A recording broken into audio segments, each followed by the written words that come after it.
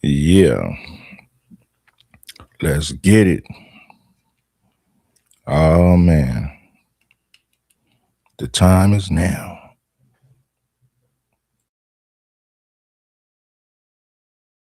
The time is now. Tap on in, man.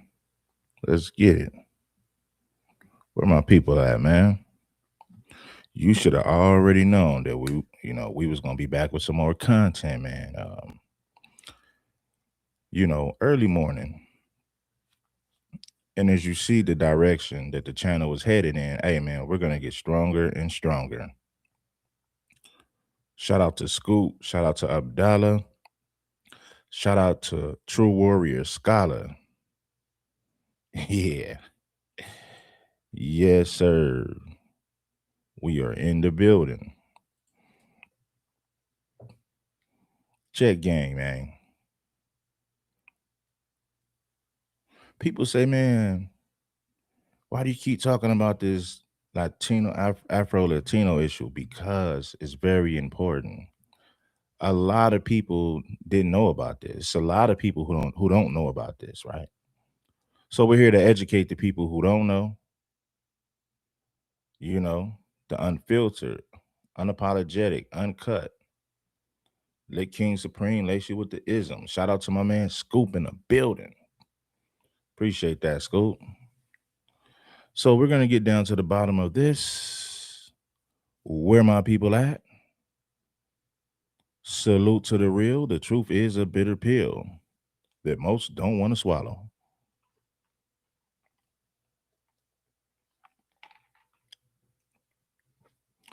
Yes, sir. We are here this morning. Let the algorithm do its thing. I'm here to lace your boots. Now, you know, when it comes to the things that we talk about, I produce the receipts. I'm not just saying things that you can't. I'm not saying things that you can't research or fact check. It's already out there. All you got to do is all it takes is simple research. I had a Mexican guy in my comments maybe like 2 days ago saying that I was lying on Mexicans and making up things. I'm like, man, dude, you got issues. You know, fact check everything that I said. I'm not making up anything. See, that's the beautiful thing about the content. Well, that's the beautiful thing about my content. That is deeper than my opinion, is deeper than feelings. You could research these things yourself and say, whoa, that's true. When I spoke on the anti-black racism that goes on in Latin America, not just Mexico, you can research it. When the Spanish conquistadors took over Mexico and Latin America, they came with a caste system, right? And blacks were at the bottom of that casting system. So the anti-black racism runs deep within Latin culture. Spanish conquistadors are Europeans. These are white people, white Europeans. Spanish is a white language. It's a European language. So when I say anti-black racism runs deep in Latino culture, why would anybody with common sense be surprised? When we know the Spaniards brought the casting system, they taught everybody in Latin America that anything associated with black is bad and anything associated with white is right.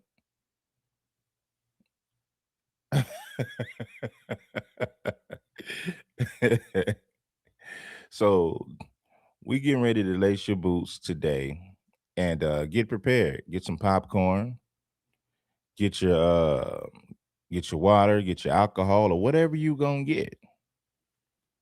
And we're gonna give you some content. Therapy Radio, man. What's good? Shout out to Therapy Radio. I appreciate you for being in the building, my brother. Divine Seven Allah, man. It is what it is. Shout out to you, bro. Yes, that is a fact. Shout out to Abdallah.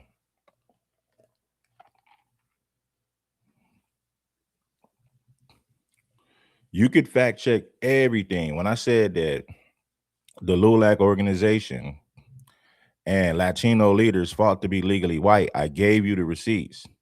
Why did they fight legally? Why did they fight to be legally white? Well, there's a reason for everything. Mexicans felt that this is how Mexicans felt at that time. They felt like being white was the only way to be treated as equal, to be treated as an equal human being. Let me put it like that.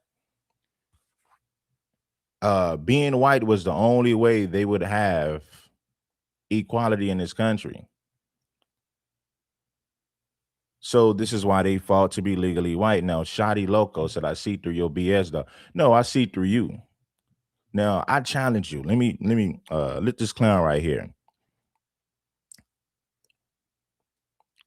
Correct me if I'm wrong, Shotty Loco.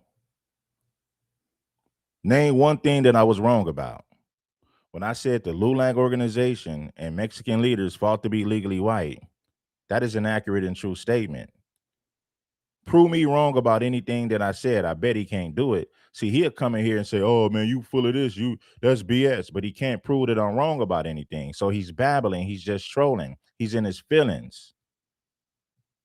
I challenge Shotty Loco. Prove me wrong on anything that I said.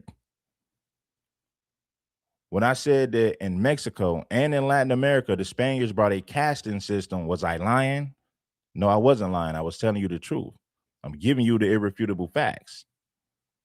See, it's not my fault that you don't like the truth. I understand that the truth offends you, but that's a personal problem. I'm dealing with facts. I'm not dealing with feelings. And it's clear to see you're in your feelings. Now, I'm going to say it again before I boot you to the curb, fool. Prove me wrong on anything that I just said. Prove me wrong on anything that I just said. I bet money you can't. See, I understand the truth isn't comfortable. The truth is it's a bitter pill. The truth is a bitter pill that most people don't want to swallow. I get it.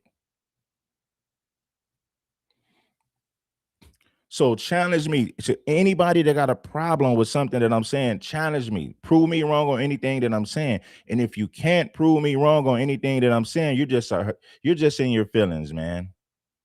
You got your pom-poms on, your mini skirt, your high heels, you're twerking in the comment section, but you can't prove me wrong on anything. Anti-blackness runs deep in Latin culture. Why? Because the Spanish conquistadors whitewashed Latin America, not just Mexico. I'll say it again for you people who are too slow. The Spanish conquistadors whitewashed Latin America, not just Mexico. So I challenge you to prove me wrong on anything that I said, and I bet money you can't. Let's get to the. I feel like when it comes to black people, there's always some form of exclusion or repel, meaning we acknowledge that you are not really one of us, so we have to give you a different type of identity, meaning black Mexican, but yet the white looking Mexicans are just a Mexican, and that's why I'm opposed to the Blaxican terminology. And that was my stance with Afro Mexican. I didn't welcome it, but because I saw you express how much pride you have, and I know that it comes from a place of love. From here on out, I'm going to respect. I'm going to respect it when it comes from you guys. Also, I want to talk about the Europeans, right? The Mexicans, the white Mexicans that are Mexicans, right? Mm-hmm. And it's amazing to see Mexicans that are ruby and like really white, green eyes. They're speaking Spanish. They are closet Europeans. They claim they're 100% Mexicans. They're proud, but then in their circles they say, well, I'm from Spain. I'm from this. So they all talk about how Europeans they are. Okay, so it's their elite. We're the elite class because we come from the Europeans. They talk about it every day.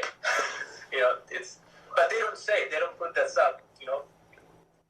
And that is my point. You see, once again, they acknowledge their European ancestry. One, 1,000%, and they're proud of it. But yet, I'm 100% Mexican. You want to know that comes from a place of entitlement. That comes from a place of entitlement, just like the white people here in this country. I'm American. Oh, they know that they descend from wherever, England, Britain, whatever, and they're proud of it deep inside. But they feel so entitled that I'm American. And when you Google American and put images, you'll see a white guy. You'll see a white guy. Same thing with you type in Mexican on Google. See, you got this clown say you're the whitewash one. He just trolling.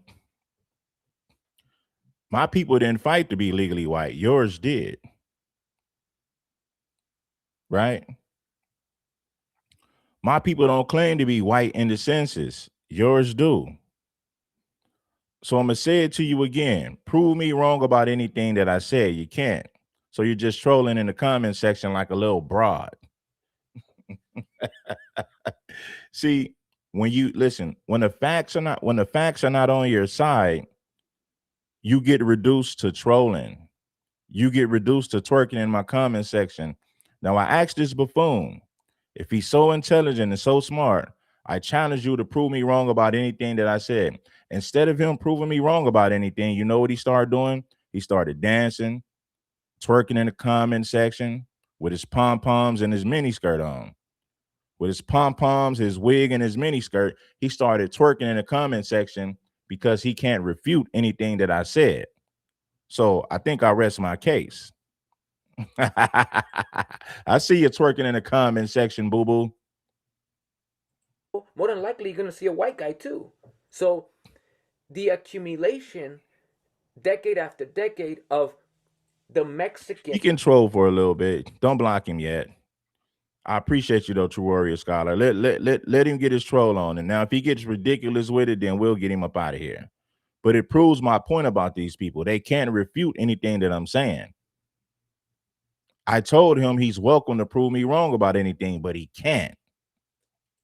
An American being represented by the European descendant has now, in a sense, replaced the original image and or face of what supposed to be the Mexican or the American, and now it's a white guy, the colonizer. Yes. So, one last thing. I love that you acknowledge that the Whitexicans say they claim, oh, 100% Mexico, Viva Mexico, and they'll get the flag and represent it to the max. But secretly in their meetings, they're proud. They brag about their European ancestry. And that proves my point. That proves my point that these people know they come from somewhere else. But yet, their sense of entitlement makes them claim the land. And with that same coin, they turn around and tell people like you, oh, you're Afro-Mexican. See, that is where I fight. That's where I say, no, no, no, no, no. If he must be something other than just Mexican, then so must you. So I identify them as Euro-Mexican. But I wouldn't identify you as an Afro-Mexican respectfully. I would just say you're Mexican. Because here's the difference. I get what you're saying, Ricardo, but just like we're Black Americans, we acknowledge that we're Americans, but American doesn't tell the story of who you are racially, right? So we're foundational Black Americans, yet and still Americans. But I get what you're saying, Ricardo. I trust and believe I do. Because Spaniard-looking Mexicans are just considered Mexican. There's nothing in front of that. They're just Mexican. Right now, the Afro-Mexicans, they have to put the Afro on there to say Afro-Mexican, right? Now, I get it. It's a double-edged sword.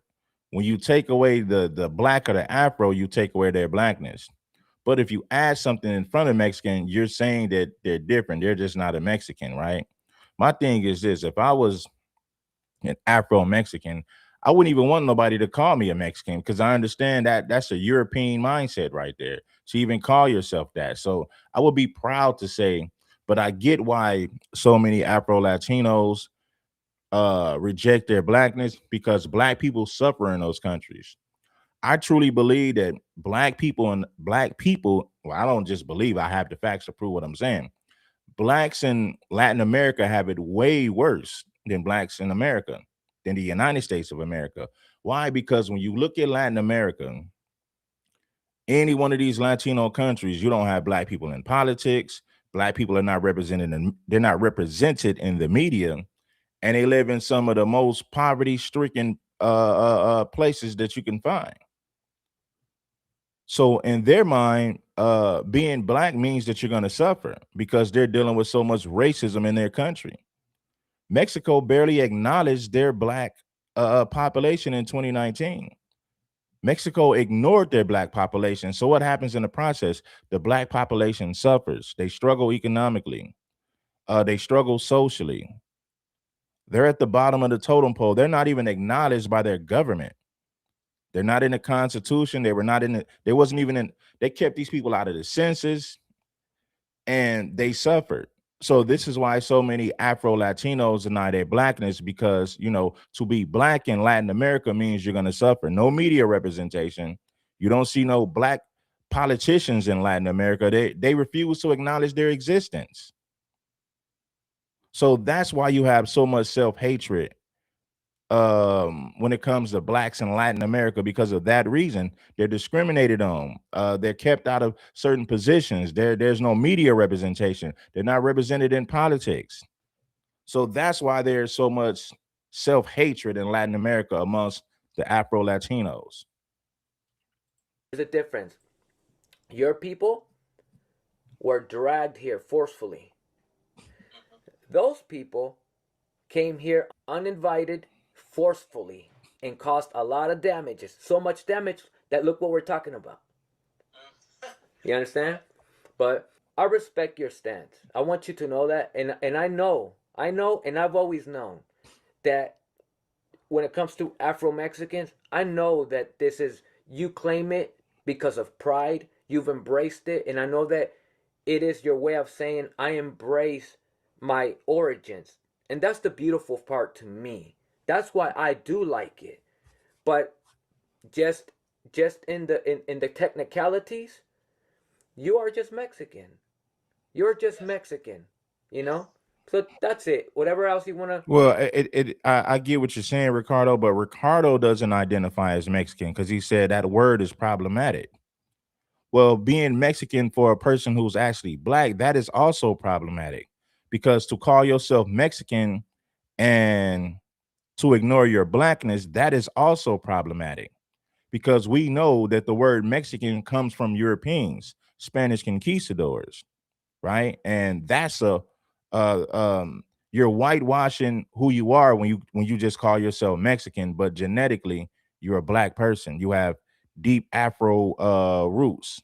So that is also problematic for a Afro Mexican to say that I'm just Mexican and they refuse to acknowledge their blackness. Make sure that you guys bless the like button. It ain't nothing. Want to share? Come on. Oh yes, the Mexican people, when they see us, they will, you know, pinpoint us as, okay, they're Mexicans, and they are, the other roots or the other culture of Mexico, which we have the indigenous, we have the European. That's how we used to have. Oh, we have the third root. That's what we used to be called way back. Foundational Black Americans acknowledge their blackness. When you say I'm a foundational Black American, that's acknowledging your blackness, right? So, let's get the record straight, Sambo. Black people fought for the civil rights that your people benefit from. So you have no fight. You have no talking points. You've been defeated. You've been knocked out in the first round. You've been knocked out verbally. The verbal assassin, King Supreme. Now sit back, get a history lesson, and I'm gonna continue to spank you. I'm gonna take off my belt and continue to spank you. Foundational Black Americans are the reason that Mexicans, Africans, minorities, and all immigrants, people of color, we are the sole reason why you guys have the civil rights that you have. Your people didn't fight for the civil rights of people of color, the civil rights of minorities. Your people fought to be legally white. And I gave you the receipts several times. My people made it to where people of color, regardless of what country they came from, my people made it possible for you to come over here and to have the civil rights that you have today, you and your people. Take a seat. I'm going to take my belt off. I'm going to spank you while I continue to give you this history lesson.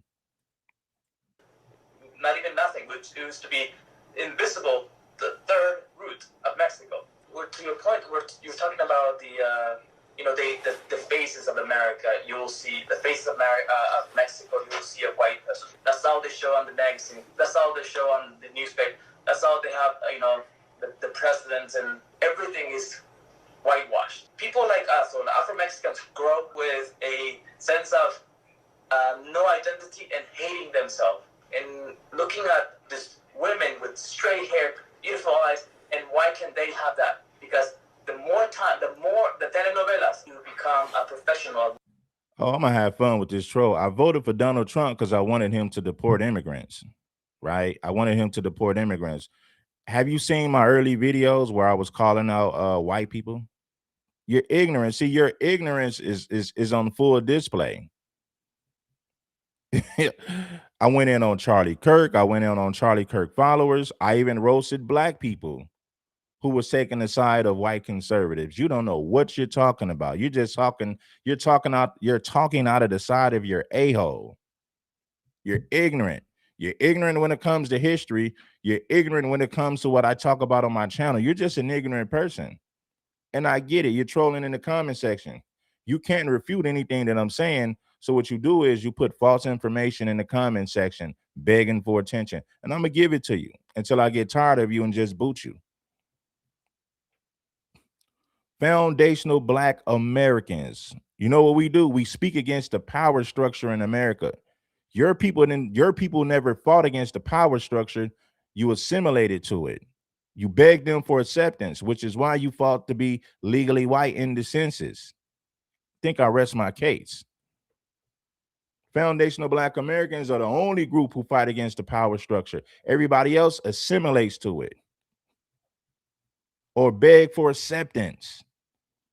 Foundational Black Americans, we've calling out white folks, we calling out the anti-Black Latinos, we've called out the Africans, we've called out everybody who opposed us. We called out everybody who stands against us. But maybe you're too ignorant to understand that. Watching telenovelas, and you want to be that. It's been a programming for years and years to think like this. Ever since I was a kid, because I did So let's grow get up. it straight. I voted for Donald Trump because I wanted him to deport these immigrants, not because I agree with everything that he says. If it wasn't for his immigration policies is the reason why I voted for him. To close the borders and to send these people back home. That's why he got my vote. Watching telenovelas, Marimar, Oh yeah. all the good ones. I grew up watching all those, and I'm not the expert of telenovelas, but from all the telenovelas that I watched as a kid, I have never ever seen someone that looks like you in it. And yeah, when you look at Telemundo, listen, not just Telemundo. When you look at these Latin American broadcasts, they're not going to show you black people in politics. You're not going to see black people on the news. You're not going to see black people in the media with a microphone. They have no Afro Latinos have no representation in Latin America, not in the media, not in politics. That is a known fact. Shout out to Ricardo for pointing that out because I've been speaking on this for years. On the newspaper, that's all they have. The presidents and everything is whitewashed. People like us, or Afro Mexicans, grow up with a sense of no identity and hating themselves, and looking at these women with straight hair, beautiful eyes, and why can they have that? Because the more the telenovelas, you become a professional at watching telenovelas, and you want to be that. It's been a programming for years and years to think like this. ever since I was a kid, because I did grow up watching telenovelas, Marimar, Oh yeah. all the good ones. I grew up watching all those, and I'm not the expert of telenovelas, but from all the telenovelas that I watched as a kid, I have never ever seen someone that looks like you in it. And and I know that growing up in a country where you're a Mexican, but yet you watch what's represented as Mexican and you never saw yourself up there, it makes you feel excluded, like you don't belong, like you are not one of those. dang, I guess I'm really not a Mexican. I guess it's because I descend from Africa. But nah, you see, that's why initially I thought about these things and I said, that's more reason why I don't like the Afro Mexican, because it's not fair that these people have to identify as something else because they came to the realization that, you know what? We're not really like the rest. We are something else. We just happen to be born here. And I don't like that, man. It hurts me because I sit and think and I say to myself, out of all my years of watching telenovelas, I never saw someone that looks like you. And that and see, you and I are the same complexion. We have very similar features. I've never seen in the telenovelas even somebody that looks like me. It's all white people, descendants of Europe, or at least with a predominant European DNA. You see, even I, as a Mexican that has a dark complexion, I never saw myself up there in any movie, any Mexican movie, any telenovela mexicana, anything. I've never seen someone that looks like me. Because of that, it does make me angry. It does make me angry. It makes me sad for the people who have to grow up and watch this garbage. And it makes me angry for the agenda that's being pushed by the Europeans, that it is being pushed by. And that is really why, ultimately, these type of details is why I'm against a subcategory, if you will, because on the contrary, it makes me want to say, nah, brother, you're more Mexican. Come here. Do you understand what I'm saying? That makes me want to even fight harder to say, no, you are just Mexican, my brother. That's it. Make sure that you guys bless the like button. We got a lot of cloud watchers, but we need more people to bless the like button, just like you guys blessed the like button yesterday. Make sure you do it today. Yeah. So, Orale. We did have a little black boy in the telenovela called Carrusel. I remember. Okay, he lives in Mexico. We had an interview with him. He was not an actor. They just put him in there. And Cirilo. It was hard for me to watch it because the way they portrayed him. I just could not be like, that's not me. I could not even. Sometimes we did see some brown people, but they were the maid or the barrender or the sweeper, or they're all uniformed with low class, identified as poor people. Yeah. Now let me ask you now some questions, if you don't mind. No, not too much. As a Afro Mexican, Orale. as an Afro Mexican, how did other Mexicans treat you growing up? 17, 18 years old. That's when the veil was lifted. That's when I learned about society and discrimination. And I saw people looking at me like, I could see. I knew that the darker the boy was, the more carrilla, the more, funny things we would say to him because he was the darkest one. So, but in Mexico, when I grew up in high school, I was called azúcar. That's what they would call me. So they would just, exactly, you knew exactly what they were saying. It's because of Celia Cruz. She was this black Cuban woman. I was a loner in high school, though. But I did not fit with the Mexicans because I was too black. And then I did not fit with the white people. And I used to hang out with the foreign exchange students until I found that I'm not just Mexican. I'm more special than. So I'm Afro-Mexican. Yeah, that's when. So it was tough. Me as a dark skinned Mexican, even the fact that I'm saying dark skinned Mexican, it doesn't even make sense to say that. Because this is what we're supposed to look like originally, but whatever the case. Um Even I, as a dark skinned Mexican, I grew up, feeling repelled, in a sense rejected, pushed to the side by other Mexicans that were white Mexicans, lighter complexion. I did feel like that. They would have names for me, specific names that, whether it was un animal or un insecto negro, like all kinds of like. If there's an animal that's black, they'll call me that. If there's an insect that's black, they'll call me that. Like a black beetle, they'll call me that when I was a kid. They'll call me a black beetle in Spanish. And like all kinds of black creatures would. But see, they get that from the Spanish conquistadors. I told you, they associate black with negativity. This is why they call you a mayate or a black bug or this and that. But see, that comes from the Spanish conquistadors. The Spanish conquistadors whitewashed Mexico. Everything black is associated with something bad. Everything white is right. So, and I challenge anybody to prove me wrong about that. Latin America, the Spanish conquistadors whitewashed Latin America as a whole, not just Mexico. Be my nicknames. And you know, the irony is that I came to this country, to the US. I don't know why you people, what I'm gonna start doing is this, and I usually don't block people, but if I catch you, type it in my comment section with all caps. Eventually, I'm just gonna and let me catch them. Pretty soon, I'm gonna tell my moderators to start sniping you guys because I tell you guys all the time. So don't be complaining. Oh, Red blocked me. I blocked you because you keep disrespecting the rules of my channel. Now let me catch you disrespecting the rules of my channel. I'm just gonna boot you. You're not gonna get any warnings because I gave several warnings about what you shouldn't be doing on my channel. So if you can't follow the rules, you will be booted. At the age of 5. So I know the life here more than Mexico. Yeah. So a lot of the terminologies that they would give me, a lot of these Mexicans, I didn't know what they meant. Especially these little words that we never used in my household. I mean, I grew up speaking English. The only time that I fully spoke Spanish was from age 1 through 5.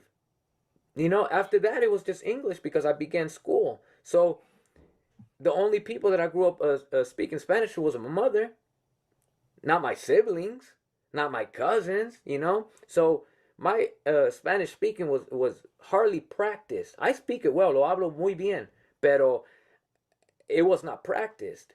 So because of that, my vocabulary in Spanish is not that great. I speak it well, pronounce it correctly, but it's not a large vocabulary because I never had to really have dialogue in Spanish at all. For what? I'm in this country. So the dialogue that I did have with my mom is basic. Hey, hazme un taco. You know, regular stuff. You get me? Un tal jabón. You know, just simple Spanish. And having a conversation like I am with you right now, there's no way I could have it in Spanish with you. All you would get from me is that's all you would get because I think in English. Yeah. Let's get some of you cloud watchers to bless the like button. Bless the like button, all you cloud watchers. And I have to translate everything that I want to say to you. I have to think it first in English and translate it and then put it out. I say all that to say this. When I interact with a lot of these Mexicans as a teenager, most of these guys grew up in Mexico and they came here a little later. So their Spanish is 100 and their English is not that great. So their vocabulary is big in Spanish. So a lot of the things that they were calling me, I didn't know what it meant.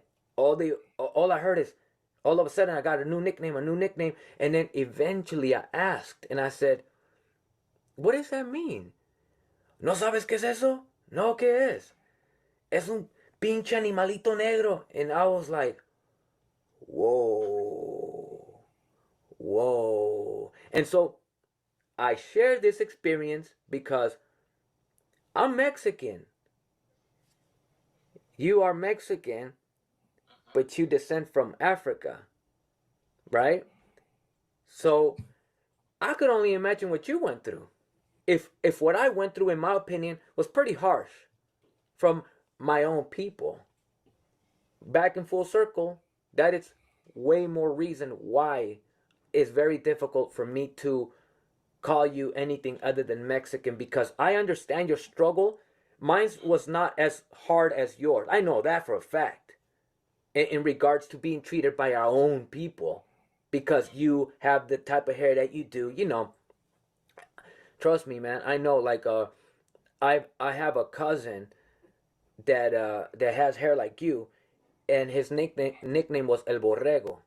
So, see, it's these details that bother me. They bother. See, Mexicans always have names for black people, and most of the time it's something negative, it's something bad. But like I said, when you're whitewashed by Spanish conquistadors, of course you're gonna have an anti-black mindset. You know, when the Spanish conquistadors came to Mexico, or let me just say, because it wasn't even called Mexico prior to them showing up, but when they renamed it and called it Mexico, they had an agenda. And what was the agenda? They wanted to whitewash every place that they colonized. They whitewashed Latin America as a whole. So I don't even have to name every country. If the Spanish conquistadors colonized your land, that means they whitewashed your people. That was their whole agenda. Mission accomplished. Bother me, man, because it's a form of exclusion, because we don't do these things to white people. We don't do these things to Whitexicans, Euro Mexicans. We don't do any of this type of discrimination or subliminal hatred. We don't do that. And on the opposite, when we nickname white people, it's all like glory. It's all uplifting. You understand me? It's like praise. Son sobrenombres con orgullo. Pero cuando nos dan a nosotros sobrenombres, son sobrenombres humillantes. You get me? And so that is why, man, that is why I'm so determined. I'm so determined to say, See, Ricardo just broke it down. He said everything associated with whiteness is praise. You know what I mean? Is represented in a positive light.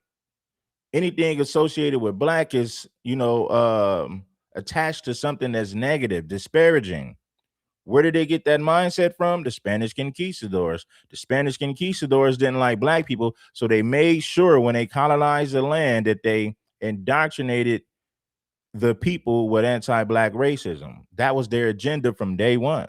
The Spanish conquistadors whitewashed people in Latin America. I don't care what Spanish speaking. I don't care what Spanish speaking country you go to. They all have that anti-black mindset, and they got it from the Spanish conquistadors.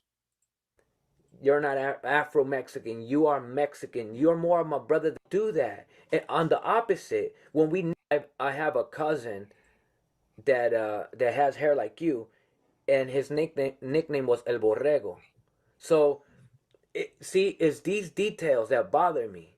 They bother me, man, because it's a form of exclusion, because we don't do these things to white people. We don't do these things to Whitexicans, Euro Mexicans. We don't do any of this type of discrimination or subliminal hatred. We don't do that. And on the opposite, when we nickname white people, it's all like glory. It's all uplifting. You understand me? It's like praise. Son sobrenombres con orgullo.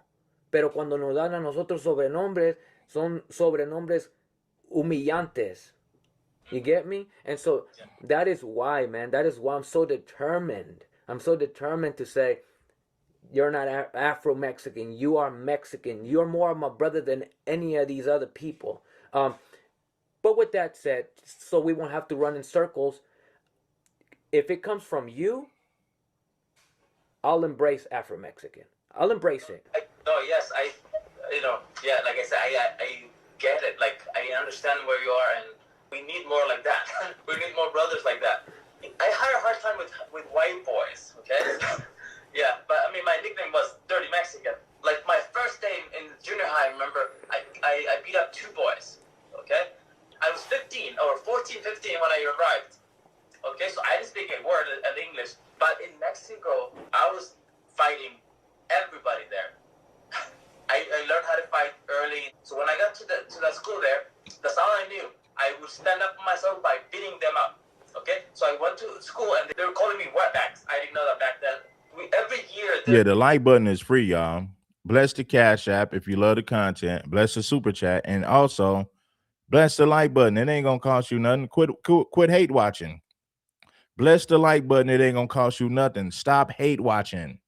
There's Pueblos Negros meetings in Costa Chica, Guerrero, and Oaxaca, and they all talk about this, and they all talk about pride, and they all talk about what they're going to be doing for the community. Because, like I said, it used to be La Tercera Raíz only, the third root of Mexico, and then it became Afro descendants, and then it's becoming official Afro Mexican, and now we're in the census. That's why we have.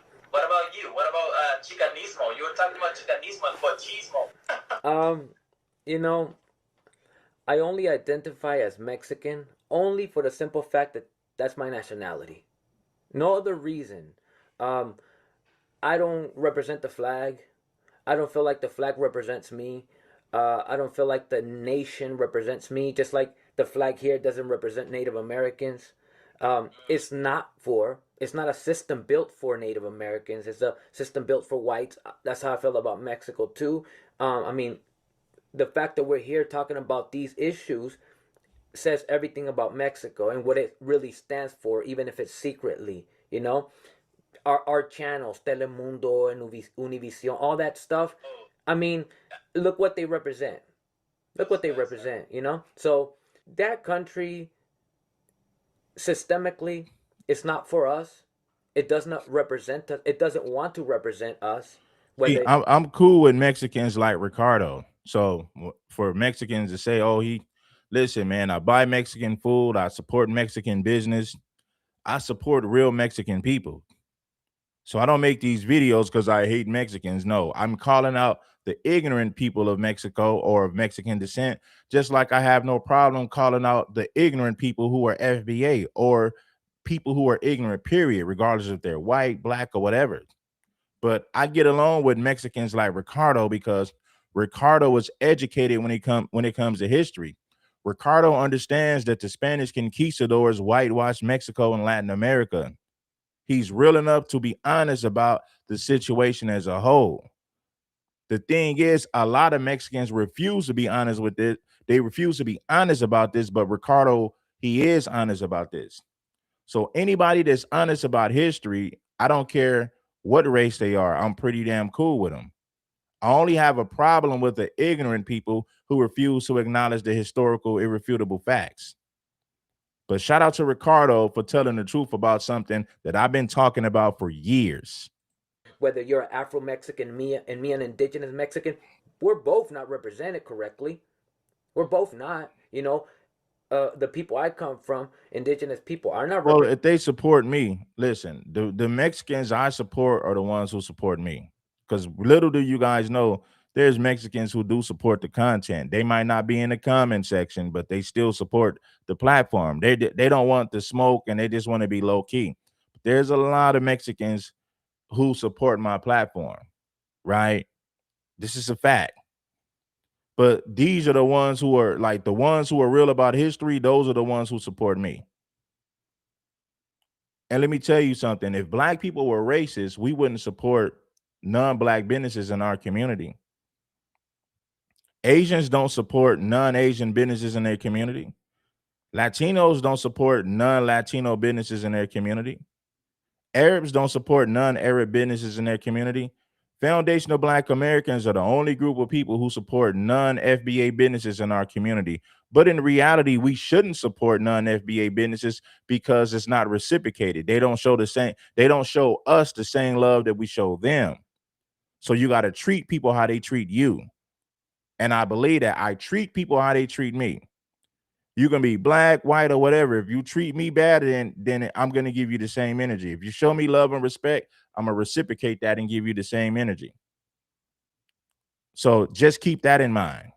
But foundational Black Americans are the only group of people who support people who are not them in their community. Everybody else gatekeeps their community, and rightfully so. I'm not mad at them for that. Foundational Black Americans, we got to stop being so nice. We got to stop supporting non-FBA businesses in our community, because if we put a business in their community, they would never support us. So we got to give people the same energy that they give us. Let's get back to the content though. Represented in Mexico. No way at all. You know, and the very, very tiny little pieces, just like you've said, that we are represented. We're just in the background as props, as you know, gardineros, you know, maids, etc.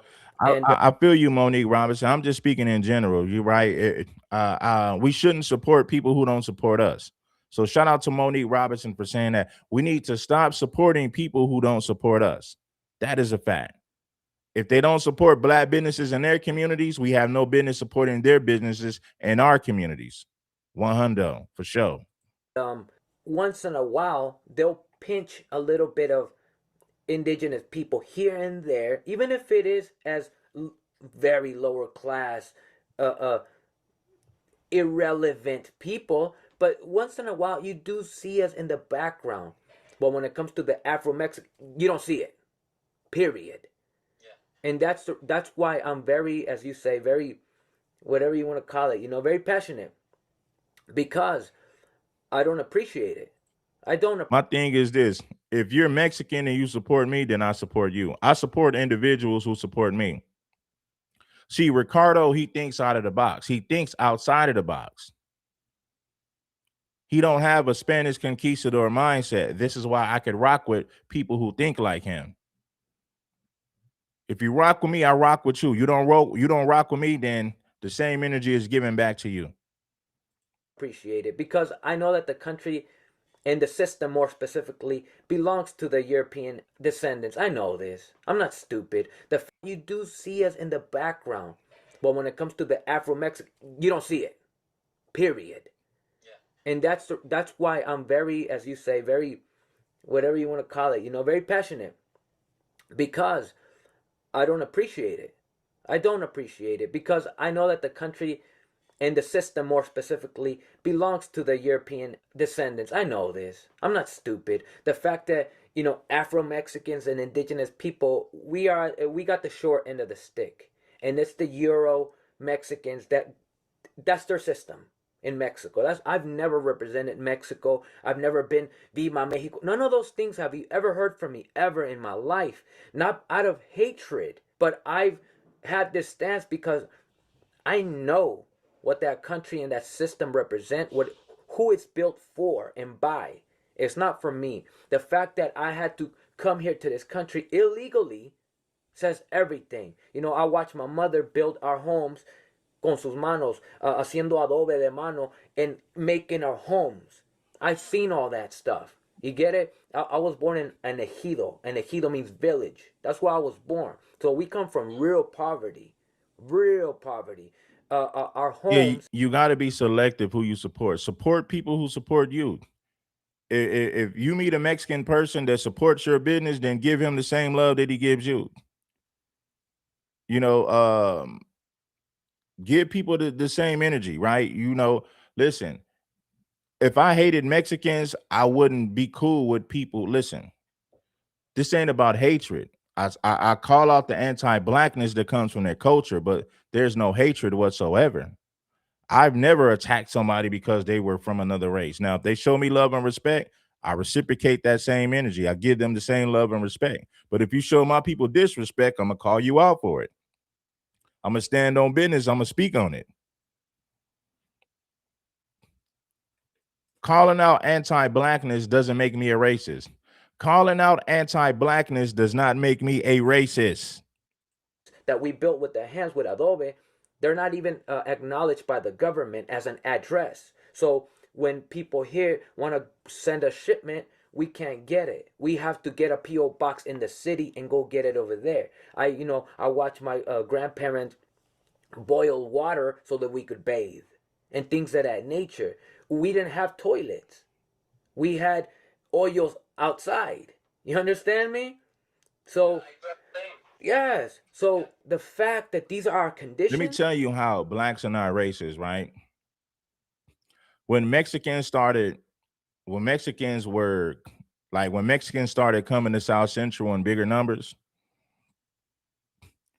we didn't have a problem with them because most black people never knew about a lot of the anti-blackness from Mexico or Latin America because a lot of that history was hidden. So a lot of black people didn't know. So when Mexicans showed up in our communities, we didn't have a problem patronizing their businesses. We didn't have a problem supporting their businesses because if their food was good, then we supported the business. That's how black people looked at it. We didn't say, "Oh man, let's get rid of these Mexican taco shops, taco stands in our community." We looked at it like as long as they show love and respect, we can give them love and respect. If the food is good, we'll support it. So a lot of black people had no clue about a lot of the anti-black racism that was coming from the Mexican Latino community. A lot of black people just didn't know. They didn't. A lot of black people didn't understand the anti-blackness that comes from Mexico and Latin America. A lot of them were ignorant to the facts. They just didn't know, and you can't blame them because they just didn't know. Now, as times went on, they began to see a lot of things, and and it was like, whoa, it was mind-boggling. They're like, whoa, this is crazy. But initially, in the beginning, when Mexicans were moving into predominant black areas all over Los Angeles County, blacks really didn't have a problem with them, right? We didn't have a problem with them. As long as they was respectful, we was respectful. Now you always gonna have a knucklehead who's gonna beat up a black person around or just do whatever to anybody as long as it looks like an easy lick and an opportunity. But the black OGs never instructed youngsters in the black community to rob and attack Mexicans. Black people rob and attack black people in black communities. So they'll do it to anybody. So when a black person robs a Mexican in the black community, it's not based on race. It's about an easy target. It's about hitting the lick to get some easy money. But race never really came into play because, like I said before, the OGs never instructed the black gang members to attack Mexicans. They never did that. But Mexicans, some of the OG Mexicans and predominant Mexican communities like La Puente and East LA and Northeast LA, a lot of their homies and OGs instructed them to attack black people for living in their communities because they wanted to rid their community of the black population, of the small black population that resided there. So that's the major difference. The Mexican mafia and predominant Mexican communities instructed their homies to attack random black people, which is called ethnic cleansing. Let's rid our community of black people. The Mexican mafia gave instructions to their homies in predominant Mexican communities to attack black folks. The black OGs, on the other hand, in Compton, Watts, South Central, the black OGs never instructed their young homies to rid their communities of Mexicans, attack them just for being Mexican. Black people never gave their young homies those type of orders. And you can't prove me wrong. I'm telling you the truth. As Afro Mexicans, as an indigenous people, but yet the white Mexican gets to live lovely. That's not my country. That's not my system. That's not my nation. I just was born there. And I was simply born there because the people that I descend from are originally from there. But just because that's where I originate from, it doesn't mean that the system built on top of the skeletons of my ancestors, it doesn't mean that that's my system. I know it's not. And it's obvious. It's clear as day when you watch our Mexican channels. It says everything, our media, everything. I mean, look what happened to Tenoch Huerta when he played on the Wakanda Forever. What was the reaction of the media in Mexico? You tell me if you know. Yeah. Yeah, they try Shout out to Ricardo. Now let's get into this right here. I got a few more clips that I want to share. I want to do some content on Big U today as well. A couple of black people have reached out to me to express things like, Ricardo, I do believe you that the Latino, the Mexican, the Hispanic community, they do suffer from these things that you talk about. But I personally have a lot of Latino, Hispanic, Mexican friends, and they party with me, they love me, etc. But here's the thing. The things that I talk about or that I try to shed light on have nothing to do with the fact that you may have Mexican, Hispanic, Latino friends, a girlfriend, a wife, a baby mama, whatever. None. Listen, my nephew just had a baby with a Mexican chick. Being real with you, my nephew was 26. My nephew was 26 years old, right? And he just had a baby with a Mexican chick. Did we treat her wrong when she came around? No, we embraced her. She comes to the family cookout. She's treated with respect, and she's looked at as one of us. We've never treated her any different. We treat her like she's a part of the family. Yeah. My nephew just had a baby with a Mexican chick. My nephew is 26 years old. Right. So so for when I see Mexicans say, oh, red hates me. No, I don't. I'm just calling out the anti-blackness. I've called out white people for their anti-blackness. I've called out Africans for talking greasy about black Americans. So no, homie, This is a known fact. My nephew got a brand new baby with a Mexican chick. And she's been around my family for years, and she can't tell you that we've ever treated her foul because she was Mexican. We embraced her and treated her just like family. She comes to the cookouts. It's all love, baby. She show us love. We show her love. We embraced her. This is a fact. Let's get to the content though.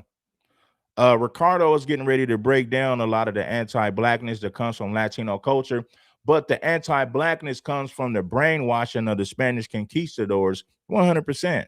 To do with that. It has to do with a lot of things that are normalized in Latin American countries. There's a lot of white supremacist ideologies, views, beliefs that have been normalized in Latin American countries. Ideologies that have resulted in most of us suffering from internalized racism, colorism, etc. Those are the things that I tend to shed light on because a lot of my people are not aware of these things. And the reason why they're not aware of it is because they have been normalized. It's not both sides, Moses, because like I gave you an example. The black OGs never instructed the youngsters in the black community to rid their communities of Mexicans or to attack Mexican people in black communities just based on the fact that they are Mexican. The black OGs never instructed their young homies to do that. Now, on the Mexican side, the Mexican mafia has instructed their homies to attack black people living in predominant Mexican communities to rid their communities of the black population. The Mexican mafia has instructed their homies in East LA, Northeast LA, La Puente, Hawaiian Gardens to rid their communities of black people. The Mexican OGs in prison gave their homeboys the okay, gave them the instructions to attack random black people to cleanse their communities of black people, which is called ethnic cleansing. Black people never participated in ethnic cleansing in their hoods, but Mexicans have participated in ethnic cleansing in certain barrios in Los Angeles County. I'm giving you the irrefutable facts. However, here's the thing about your Mexican, Latino, Hispanic friends. It's not what they say when they're around you. It's what they say and how they feel about you when you're not around. For example, I believe I was around 19, 18 years old, and I went to a party. And this party had nothing but Mexicans, white people, and a couple of Filipinos. And you want to know something? Everything was amazing. We were all getting along. And guess what happened next? I guess a black person was invited. And this black individual brought her friends over. As soon as they all walked in, everybody started getting uncomfortable. And one person in particular became very uncomfortable to the point where she went to go sit on the sofa away from everybody else and just remained there until the party was over and all the black people left. And all that remained were a couple of white and Mexican people there. See, she was comfortable with the white people. She was comfortable with everybody else. But as soon as black people arrived, there was a problem. And if you're going to say, oh, Ricardo, that's one of the racist ones. Well, you want to know what's crazy? Her boyfriend was black. And you want to know how she behaved around her black boyfriend? Great. You want to know all the negative things that she had to say about black people when she was around her black boyfriend? None. You would assume that she's down for the cause. Oh, she's dating a brother. She loves us. You think so? Unfortunately, we live in a society where we think because a person of another race dates us. Make sure that you guys get the likes up. To all you cloud to all you cloud watchers and hate watchers, bless the like button. It ain't gonna cost you nothing. Marries us, has children with us, that in itself is the evidence that that individual and their family are not racist towards us. The amount of black people that I've met that express to me things like, Ricardo, you know, I ended up marrying a Mexican woman, a Latina woman, and it wasn't until we had kids that I realized how racist her family were towards black people, even to the point where our child that came out looking black is not even. Yeah, Tariq Nasheed is my boy, man. He been on my channel before, man. You know, people been campaigning for me to get on the next Hidden Colors, and I will. But yeah, Tariq Nasheed is my boy. So you can't talk bad about Tariq Nasheed in my comments. That's my dog now. It's my dog, so you can't talk bad about my brother. Anyway, man, let's move. And shout out to Dewan B. Dewan B, that's my brother as well. You see Dewan B making he's very knowledgeable when it comes to history, culture, and music. So Dewan B, that's my brother as well. Got to link up with Dewan B, man. We got to do some content. Shout out to Dewan B, man. But yeah, man, Tariq Nasheed slander will not be tolerated on this channel. I'm just letting you know. Anyway, let's move on with the content. Shout out to Ricardo, man. I appreciate you, brother. Welcome. It's not wanted over there on that side of the family. And unfortunately, a lot of people don't get to realize there's a grim Now, I will say this. I call out Africans who has an issue with Black Americans, right? I don't hate Africans. If you notice, I don't make content going in on Africans. Now, I will call them out for their BS. I've called out Africans for their BS when it's time to call them out. But do I hate Africans? No. Do I hate Black Caribbeans? No. Do I hate Mexicans? No. I am here to call out the anti-Blackness that comes from whatever community.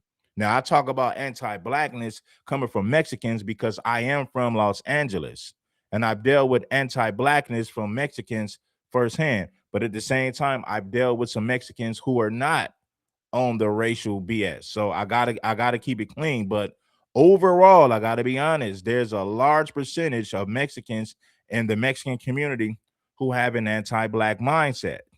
Right. But shout out to the Mexicans who rock with us. If you rock with me, then I rock with you. I'm going to show you love as long as you show me love. But if you come with some anti-Black nonsense, then I'm going to call you out for it.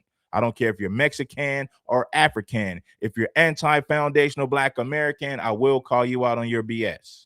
100%.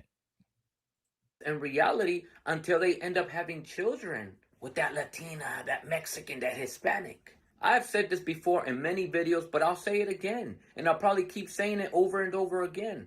In Latin Let me show you how this dude right here is crazy. He said, well, the Mexican mafia did that because back in the early 80s, some Crips robbed the Mexican drug dealers who represented the Mexican mafia of a crazy amount of cocaine, like 300. What does Crips are criminals?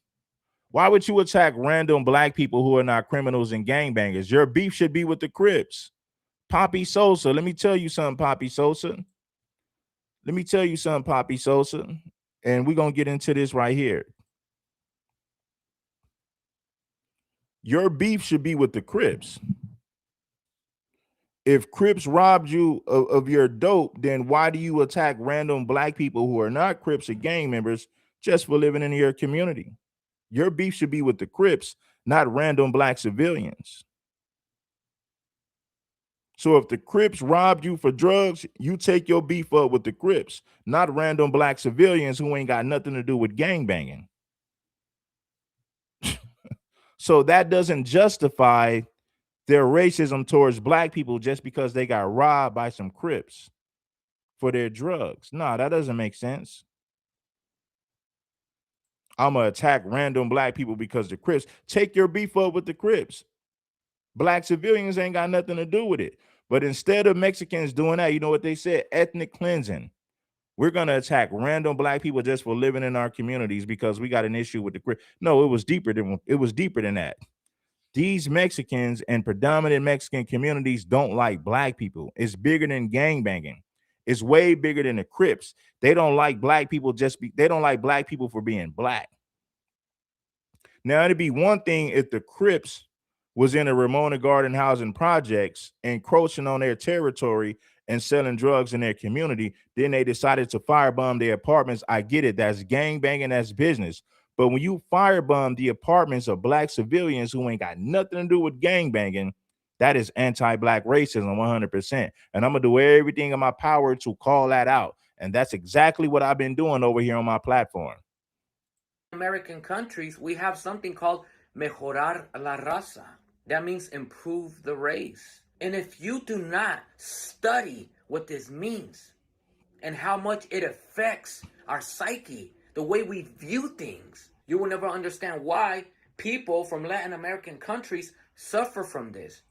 What this means and how much it affects our psyche, the way we view things, you will never understand why people from Latin American countries suffer from this and to what degree. There's a reason why it's normalized for Hispanics, Latinos, Mexicans. Let me tell you something, OG Moses, and listen, I'm not mad at you, OG Moses. You've been respectful, so I'm gonna show you respect. But I gotta be honest with you. Black gangs in the 1980s didn't attack Mexicans for living in black communities. Because, like I said, if that was the case, why was Mexicans able to sell Mexican food and put Mexican businesses in black communities? Because we didn't attack them for being Mexican in our communities. Black people spent money with Mexicans. Black people patronized Mexican businesses back in the 80s. Yes, they did. Black people viewed other black people as a threat, not Mexicans in the 1980s. But Mexicans, on the other hand, in East LA, La Puente, they view blacks as a threat. And we're talking about black civilians who just happen to live in their community. Blacks didn't look at Mexicans as a threat when they started to move in predominant black areas in the 80s. Black people patronize Mexican businesses all the time in black communities. Still to this day, black people patronize Mexican businesses in predominant black areas. So no, it's not the same on both sides. The racism comes from Latino Mexican gang members. Why? Because we understand that a lot of Mexicans have been indoctrinated to have hatred towards black people. And it comes from who? The Spanish conquistadors, 100%. Mexicans to be perfectly fine. As a matter of fact, encourage our sons and daughters to go find themselves. It's all good, Poppy Sosa. Shout out to Poppy Sosa. I'm not mad at you, brother. We're just having a conversation. Shout out to Poppy Sosa. It's all love. Degree. There's a reason why it's normalized for Hispanics, Latinos, Mexicans to be perfectly fine. As a matter of fact, encourage our sons and daughters to go find themselves a white person to marry and have children with. Meanwhile, it's very normalized for us to discourage our sons and daughters to avoid at all costs to get with the black person to marry and have children with. That in itself is part of mejorando la raza. And you have to understand what this means and how much it affects us. And I'll share this one last piece with you. I had this one black guest come up on my platform, on my live streams, and he shared a story with me, an experience rather. And he said, Ricardo, me as a black man, I had a child with a Salvadorian woman. And meanwhile, I was dating her, everything was fine. But as soon as she got pregnant and she brought me over to meet her mother just disliked me from the get-go. And then our son was born, and none of her family want us around. They don't want to meet my son, etc. And then he asked me, Ricardo, you as a Hispanic, what am I doing wrong? Why don't they like me? What would you recommend that I do? Or what can I do so they could like me? And I said, don't be black. They are pissed off because their daughter downgraded by having a child with a black person. And now a new member of their family is black with bad hair. And if you're looking at me and thinking, Ricardo, what are you talking about? That is part of mejorando la raza. And I need you to understand what this means and how deep it affects us. So you could understand why Latinos believe that upgrading is to get with white people and have children with white people and avoid at all costs to get with black people and to avoid having children with black people. Mejorando la raza is a very real thing. And unfortunately, a lot of people in Latino countries will deny that this is a real thing. And unfortunately, the reason why it's not... A lot of Latinos from Latin countries will deny their anti-blackness. They're in complete denial. I've been speaking on that for many moons. He's 100% correct. Solved is because when people like myself try to expose and address it, the rest of the Latin community, they get angry. Ricardo, why are you making us look bad? Making us look bad? And that's the problem. Why are you making us look bad? And I'm thinking, making us look bad? You are more concerned about our image than actually solving these issues that ruin us. An example, I had a Dominican guy come up on my platform one time. He said to me, Ricardo, you've made a couple of videos that have gone viral about Dominicans, about how we don't like being black, etc. And you want to know something? You're not wrong. But you want to know what I'm experiencing myself as a Dominican living in the Bronx? I have a barber shop, and I've been losing a lot of clients that are black American because it's trending right now that Dominicans hate being black, don't want to associate with black, etc. And I feel, Ricardo, like you're one of those people that are making us look bad. You see, the concern here was not the anti-blackness. Nah, the concern here is I'm losing customers at my barbershop. And that is why we can't solve these issues, because you're making us look bad. Oh, I'm losing clients. Because you're exposing what we're suffering from. And that in itself is a great example as to why we as Latinos, we can't solve these issues. Because our problem is not the anti-blackness, the anti-indigeneity in our practices. That's not the problem. The problem is you're making us look bad, Ricardo. Yeah.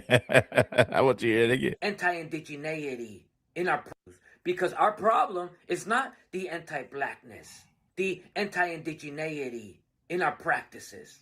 That's not the problem. The problem is you're making us look bad, Ricardo. Right. Right. They're saying, Ricardo, you're making us look bad for being honest about what's really going on. That's why they're saying that. Like, you're making us look bad. Ricardo, like, look, man, I'm just being honest about the history and what needs to change. Check out this woman right here.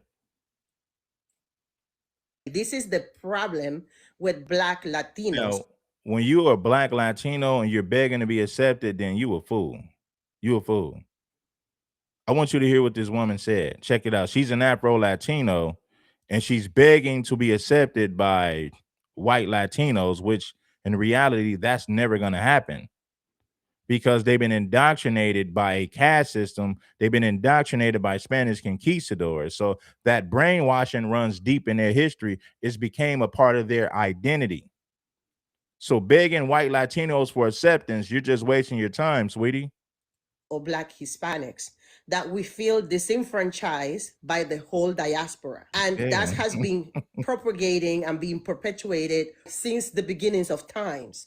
Like they looked at us like we don't belong, that we are not part of. I speak with Latinos like in Spanish, and they're looking at me and they talking to me back in English. And it even happens in Latin American countries when I go visit, right? Or when I go in my own country, which is Panama. You see, you had a Panamanian guy that was like, oh, I'm not black. Or a Panamanian guy told me that because I am Jamaican descendant from Panama. See, a lot of Jamaicans were sent to Panama to build the railroads and do labor. This is why you have a lot of Panamanians you had a lot of Panamanians in Panama who are actually of Jamaican descent. Giving you a history lesson. The Panamanians are the ones who created reggaeton. Now, the Puerto Ricans and, Dominicans, mainly the Puerto Ricans, they have taken credit for it, but the black Panamanians are the ones who created reggaeton. And why did the black Panamanians create reggaeton? Because reggaeton is a knockoff of reggae. Reggaeton comes from reggae. Who created reggae? The Jamaicans. But Jamaicans were sent to Panama to do the railroads and to do all type of, labor and things of that nature in Panama. So the black Panamanians are responsible for creating reggaeton, if you want to understand the true history of reggaeton. But reggaeton ain't nothing but a spinoff of reggae. Who created reggae? Jamaicans. Though I am 4 generations Panamanian, he's going to tell me that I'm not Panamanian because I'm not mixed with an indigenous person. So this is the nasty rhetoric and misinformation that these people are spreading there. Shout out to Pretty Boy. You 100% correct. Panama Canal was basically built by Jamaicans. Panama imported a gang of Jamaicans to do the labor down there. So reggaeton was created by the black Panamanians. Who are the black Panamanians? The black Panamanians come from Jamaica, man. Yeah, man, Jamaica, man, smoking on the ganja, the roughest, toughest Jamaican dandada, Panama. The black Panamanians created reggaeton, and reggaeton derives from reggae, Jamaicans. And they are saying, this is what I don't trust Afro Latinos. So, according to that narrative, what is there not to trust from what you hear? Because they said that we cave for Black Americans and that we actively betrayed the mestizos or the white Hispanics for Black Americans. That we cave for them, that we cook for them, that we You side with Black Americans over correct, Latinos, over Latinos. that we tend to come to America and side with Black American, and we betray. You should side with black people because you are black. You were just in a Spanish speaking country, but genetically, when you study your DNA, you are black. Latino is not a race, it's a nationality. Being American is a nationality, is not a race. Being a Mexican is a nationality. Mexican is not a race. So why would you align yourself with a culture? Why would you align with a culture over your race? That makes no sense. You're brainwashed. I get it. It comes from the Spanish conquistadors. Why would you align with a nationality over your race? That makes no sense. Them. What the hell? Mm-hmm. And that's not even a fact, because I'm gonna speak from my point of Reggaeton comes from reggae. If you don't understand that, then you're just lost in the sauce. You don't understand history, bro. Reggaeton comes from reggae. And if you listen to the Jamaicans who created reggae, the Jamaicans who created reggae was inspired by foundational Black Americans who created jazz, rock and roll, and R&B. Maybe I got to show you the video of the Jamaicans telling you that they was inspired by Black Americans who made music in America, and that's how they created reggae. But don't get it twisted for 1 second. Reggaeton is a spinoff of reggae. If you don't understand that, then you just don't understand history. view. Even though I do have some Black Americans that are friends, and I sympathize with the Black American fight and everything that has to do with that, even though I sympathize. If you study Latin American music and dance rhythms, that comes from Africans, the Black people, bro. You don't get dance and rhythms from Spanish conquistadors. That comes from the Black people that populated Latin America. Reggaeton is a spinoff from reggae, and if you don't understand that, then you're clueless about history. With it, it doesn't mean that I'm ingrained in, like, I'm cosplaying as a Black American or want to be a Black American. It has nothing to do with that. Having sympathy, learning the history, and having empathy for what Black Americans have to face in America, that doesn't mean that I'm betraying my Panaminidad or my Hispanidad or whatever that represents. So what does that has to do with us against them? What is this us against them mentality and rhetoric that they're trying to spread in the mainstreams? Because even in our own countries, they separate us. Go to any country in Latin America, Black people don't live in the same conditions of lighter skin mestizos or white Hispanics. This is just a fact. I'm not speaking out of my ass. So The problem is a lot of Afro Latinos are lost. They're begging white Latinos for acceptance, and they'll never gain their acceptance. Foundational Black Americans are the blueprint on how to fight against systemic racism and systematic white supremacy. Foundational Black Americans, we are the blueprint for that.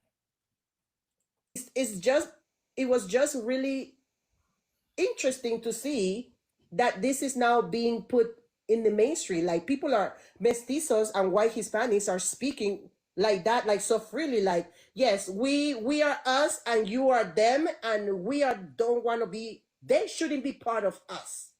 This is ridiculous. I don't know where is this going, but this is what's happening now.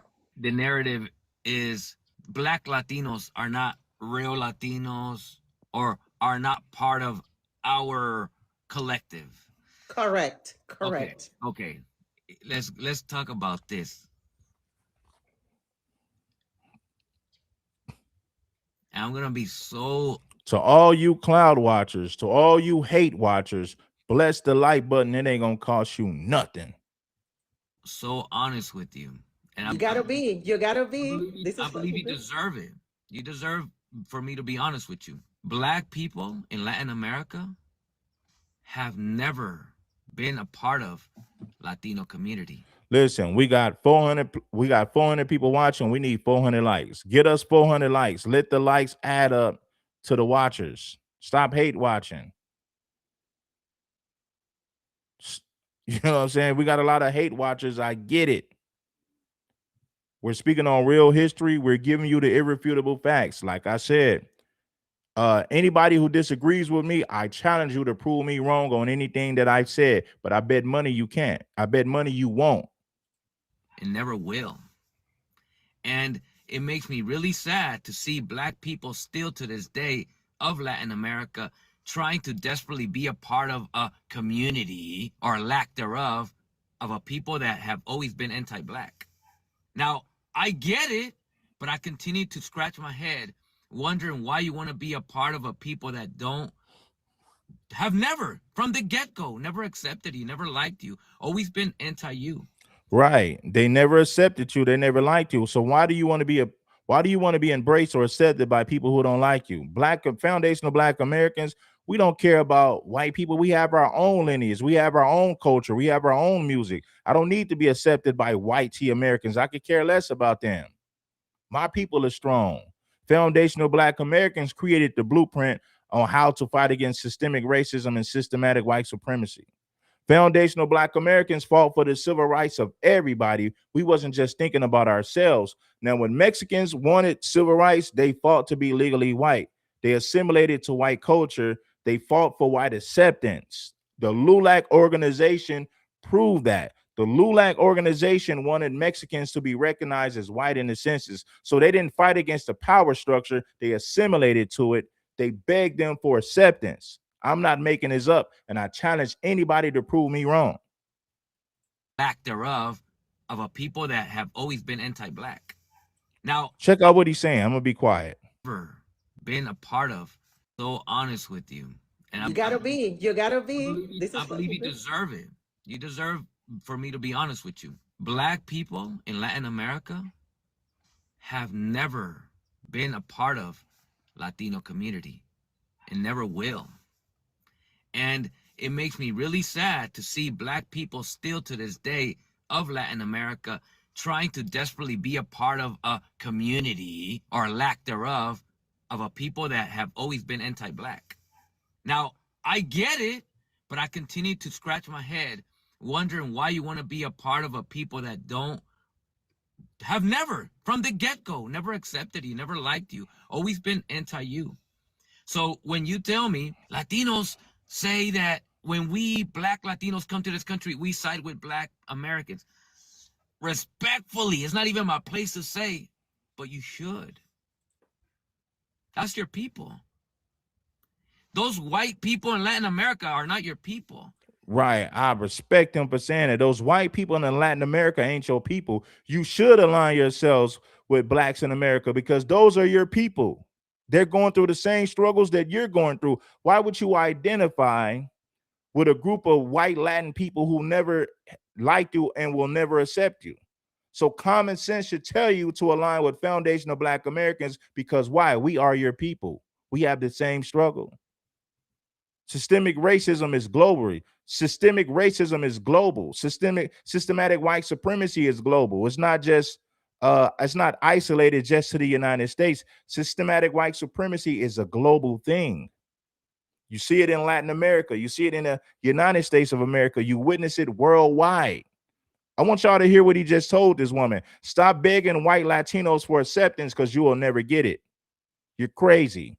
From the get-go, never accepted you, never liked you, always been anti-you. So, been anti-Black. Makes me really sad to see Black people still to this day of Latin America trying to desperately be a part of a community or lack thereof of a people that have always been anti-Black. Now, I get it, but I continue to scratch my head wondering why you want to be a part of a people that have never, from the get-go, never accepted you, never liked you, always been anti-you. So when you tell me Latinos say that when we black Latinos come to this country, we side with black Americans. Respectfully, it's not even my place to say, but you should. That's your people. Those white people in Latin America are not your people. And when you as a black person of Latin America say something like, you know, the Latino diaspora, what is that Latino diaspora? Because even I, a person from Mexico, those white Latinos, I'm not part of those people We're either. black. Listen, whether you're a black Aboriginal or you're an African, we're still black people. We're still melanated black people. Just like you got different tribes of natives, you have different tribes of black people. Just like you got different tribes of Native Americans, and then you might say, well, Native American, what is a Native American? Well, that got twisted. If you're black, you're black. If you a foundational black American, or you're an African, or you're an Afro Latino, somehow we're connected and we share DNA. Those are our people, regardless of how you want to see it, regardless of how you want to slice the pie. You know what I mean? Black Aboriginals, Afro Latinos, Africans, somewhere down the line, we're all melanated people, and we have no business going against each other when we got a bigger problem, and that's fighting against the white power structure.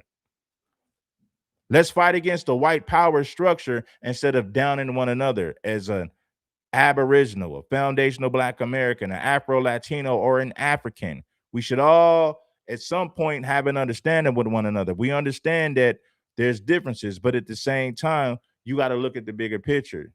The problem is systemic racism. The problem is systematic white supremacy. I never have. We brown people of Latin America, we've never been a part of those white people either. I never have. What is that Latino diaspora? Because even I, a person from Mexico, those white Latinos. We are different, but at the same time, we're all Negroid, melanated people. You got Negroes who are different tribally, but at the same time, like you got Italians, Germans, and they're different, but at the same time, they're still white people. You got Black Aboriginals, foundational Black Americans who are Aboriginals as well, even though some of us may have, you got some people who came from Africa. What I'm saying is, Black people, Negroid people, the bigger picture, the enemy is systemic racism and systematic white supremacy. So having these like melanated people fighting against each other is really crazy. Now I get it. We got to call people out for the disrespect, regardless of who they are. But the bigger problem is systemic racism and systematic white supremacy. That is the real enemy. Going back and forth with FBA and tethers all day, that ain't nothing but a distraction. Now, I get it. We do got to call out people who oppose FBA. I get it. I don't have a problem with that. But I don't want to spend the majority of my time going at other melanated people when the bigger problem is systemic racism and systematic white supremacy. That is the major problem. Africans don't have the power to oppress me. But white people have the power to oppress everybody. This is why I don't waste my time arguing with Africans or so-called tethers, although I will call them out when it's time to call them out. But tethers don't have the power to oppress foundational Black Americans. Africans don't have the power to oppress foundational Black Americans, which is why I don't waste my time even talking about that. What I'm talking about is these anti-Black Latinos and white supremacists. That affects Black people more than an African. That affects Black people more than a tether. So I choose to focus on the major problems. An African tether don't have the power to oppress anybody. African tethers are suffering in their own country. They can't oppress anybody, so they're a non-factor. African tethers don't have the power to affect your life in a negative way.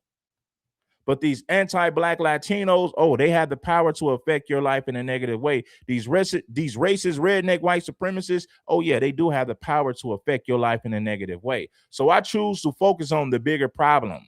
African tethers do not have the power to oppress you in any way. They can say dumb things to offend you, and you have every right to correct them, but they don't have the power to oppress you. They don't have the power to affect your life in a negative way. They really don't. Now, when you have African tethers speaking for you, I get it. We must shut that down. Foundational Black Americans need to speak for foundational Black Americans. I agree with that 100%. But as a whole, African tethers don't have the power to affect your life in a negative way. They don't. They don't have that type of power. I'm not part of those people either. I never have. We brown people of Latin America, we've never been a part of those white Latinos. Never have. And you want to know something? We shouldn't want to be a part of them. They're the colonizers. It's almost like Black Americans in this country desperately trying to beg for a part or to belong to white Americans' diaspora. It doesn't make sense. That is They're a whole not only are they a whole complete different people, they're your colonizers.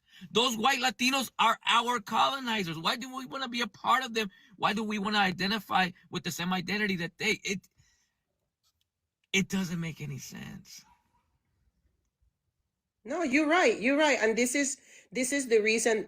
This is the reason why I do not claim that, because of that same reason, because I understand it, because I have the critical thinking to understand, and because I've seen it throughout my experience as a Black person. However, a lot of Black people like me in the Latin community and in the Hispanic community, they don't have that mentality. A lot of Black people like me in the Hispanic community, they do want to belong and they do want to be a part, because they don't have that. Let me say this to you people. I think I said it. You got different tribes of Black people, just like you got different tribes of white people. You got different tribes of Native Americans. That is a fact. Melanated people at some point share similar DNA. That is a fact. But at the same time, you have different cultures and different languages and different beliefs. All Black people are not the same, even though they share similar DNA. Right? The same with white people. Germans are not the same as Italians. They're not the same as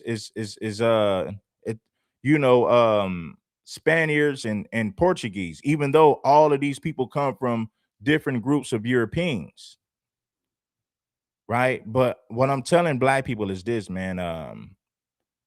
African tethers don't have the power to affect your life in a negative way. They don't. African tethers don't create laws to oppress you. Now, the mistake was allowing people who are not FBA to speak for FBA people. I understand that 100%. But overall, African tethers don't have the power to affect your life in a negative way. Africans ain't going to war in city streets with Black people and battling for territories.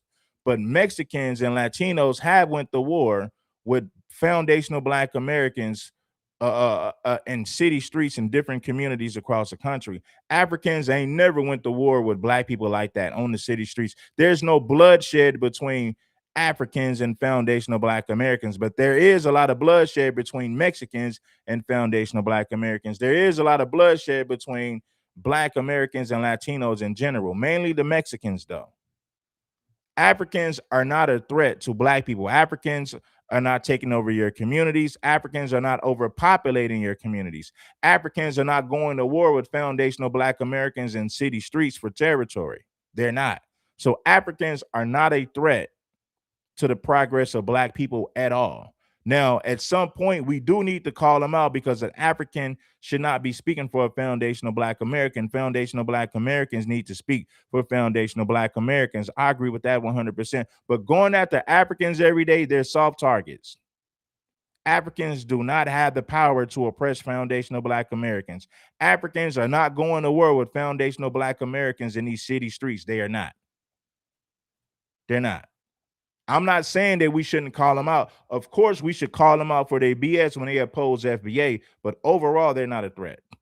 Education to understand that, hey, these people think this way and they just tolerate you, but they don't really like you. So this is the problem. And because of that, is going to create another bigger problem, because a lot of Black Hispanics, they just they don't get it. They just don't get it. And Ricardo, they don't. They just want to continue Let me insert to something beg. real quick. The Panamanian that came over here on Tuesday, literally his approach was, them Black Americans, they don't see us Panamanians as like Black people, which he has a point to an extent. There's that issue as well, right?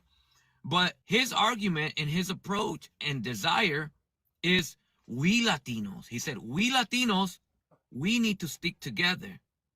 We need to stick together, he said. We are not like Black Americans. We're Latinos. We need to stick together as Latinos. White, black, brown Latinos. We need to stick together. I looked at this guy like, we are not a monolith. You have no idea what you're talking about. No. Let me say this. I'm not a Pan-Africanist. I'm a foundational Black American, but I'm not going to waste my time arguing with Africans all day when Africans don't have the power. Now, we can correct them. I'm not saying that we can't check them or correct them, but it's a waste of time arguing with African tethers when African tethers don't have the power to oppress foundational Black Americans. African tethers are not going to war shedding blood with FBA in these city streets. The white supremacists have unalived many Blacks in certain areas. The Mexican Latino who are anti-Black, they have shed the blood of Black people. Africans are not running around going to war shedding blood, unaliving foundational Black Americans. Africans are not unaliving foundational Black Americans. Racist Latinos have, and racist white supremacists have. That's my point. Racist white Latinos are oppressing indigenous Black people in Latin America and the Africans in Latin America. They are. Just like rednecks here in the United States of America has oppressed foundational Black Americans. So what am I really saying? The enemy is white supremacy. Black people all across the world, we might have our differences. We might go back and forth. But Black people are not oppressing other Black people. These white Latinos and these racist, redneck white supremacists in America, these are the ones who are oppressing Black people or Black aboriginals. However you want to call yourself, whatever you want to label yourself. Africans do not have the power to oppress foundational Black Americans. They don't. He's crazy. But respectfully, a large amount of Black Latinos think like this. I do. I know. They desire a coming together of Latinos. It doesn't even make sense to want that. How are you going to come together with your colonizers don't like you? No, I agree. I know this. That's what I'm saying. I agree. Like, I don't believe in this coming together. All they want is to continue to uplift white supremacy and white adjacency when they come to this country, because this is what it. Let me tell you people something. I have called out Africans, but Africans are not overpopulating Black communities all across America. Mexicans and Central and South Americans, they are overpopulating Black communities in certain parts of the country. Africans are not. Africans are not going to war with foundational Black Americans in the city streets and shedding blood. They're not. Now, should we call Africans out when they get disrespectful? Absolutely. I'm just trying to get you guys to understand the picture. Africans don't have the power to oppress foundational Black Americans in any way. All we got to do is call them out and say, hold on, an African can't speak for a foundational Black American.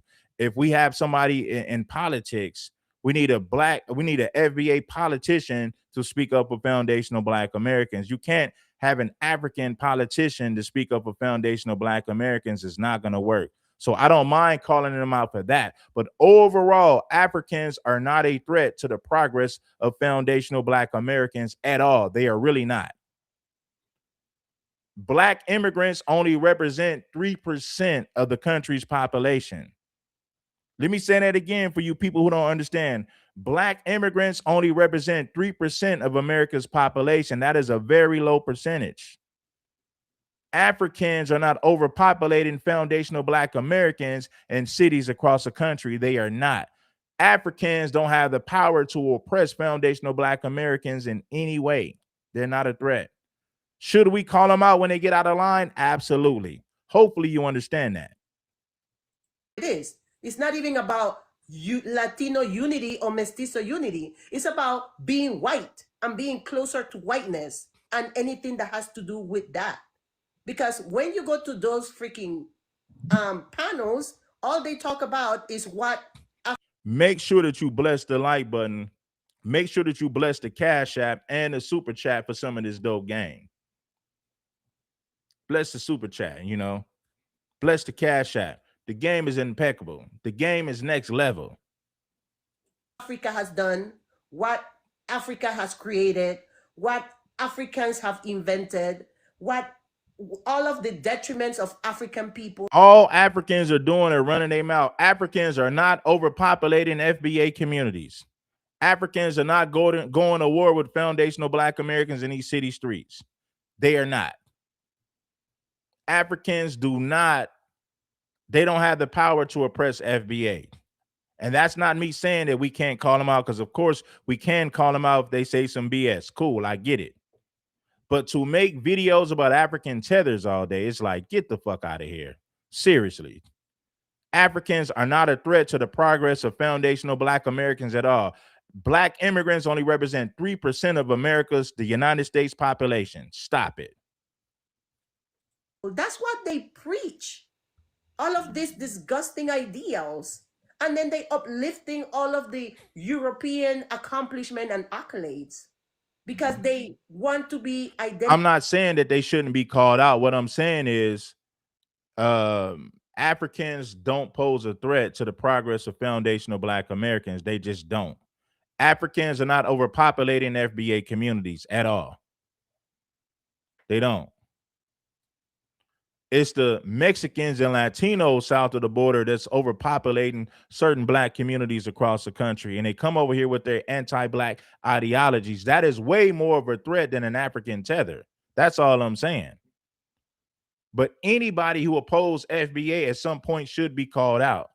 Hopefully that makes sense to people. With that. And the closer they are to that, based on their skin tones or their phenotype, they feel that the other ones, they're not part of that. There's a Let me talk to you people who are too slow. I'm not saying that you shouldn't call out Africans when they oppose FBA. What I'm saying is the white man is not going to allow African immigrants to come over here in large numbers like they've allowed Mexican Latinos to come over here. Hopefully that makes sense. There's power in numbers. Africans don't have the power because they don't have the numbers. Should we call them out if they oppose FBA? Absolutely. But the bigger picture, talking about African tethers every day for what? They don't pose any threat. Do you really think the white man is going to allow millions on top of millions of Black immigrants to come to this country when their main goal was to decrease the Black population in this country as a whole? Come on, make it make sense. The white man is not going to allow Africans to come over here by the millions like they've allowed Mexicans. Let me repeat that for you people who are too slow. The white man, the government, they're not going to allow Africans to come over here by the millions like they've allowed Mexicans. They're not going to let that happen. The white man do not want the Black population to grow. He does not. So they're not going to allow Africans or Black immigrants from any nation. They're not going to allow Black immigrants to come over here by the millions. You've seen what happened when the Haitians came to the Mexican border. Then what? Hey, listen, them white folks send them Haitians back to Haiti on the first thing smoking. You didn't hear white people saying, we don't have the money to send them back. Deportation is going to cost too much money.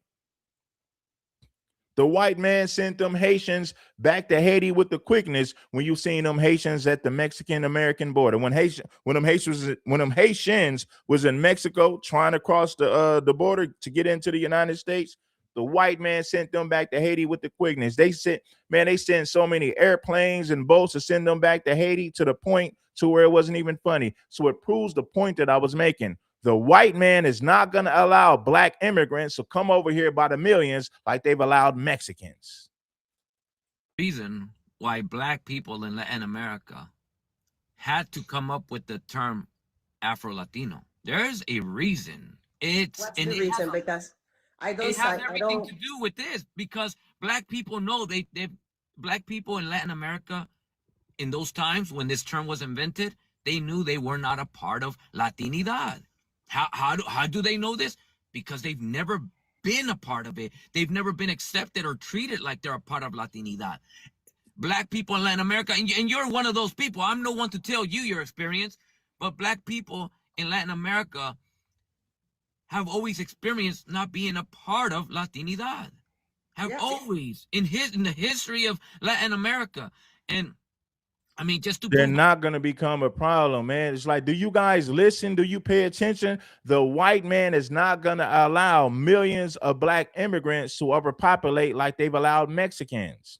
They're not going to allow Africans to come over here by the millions like they've allowed Mexicans. The white man is not going to let that happen.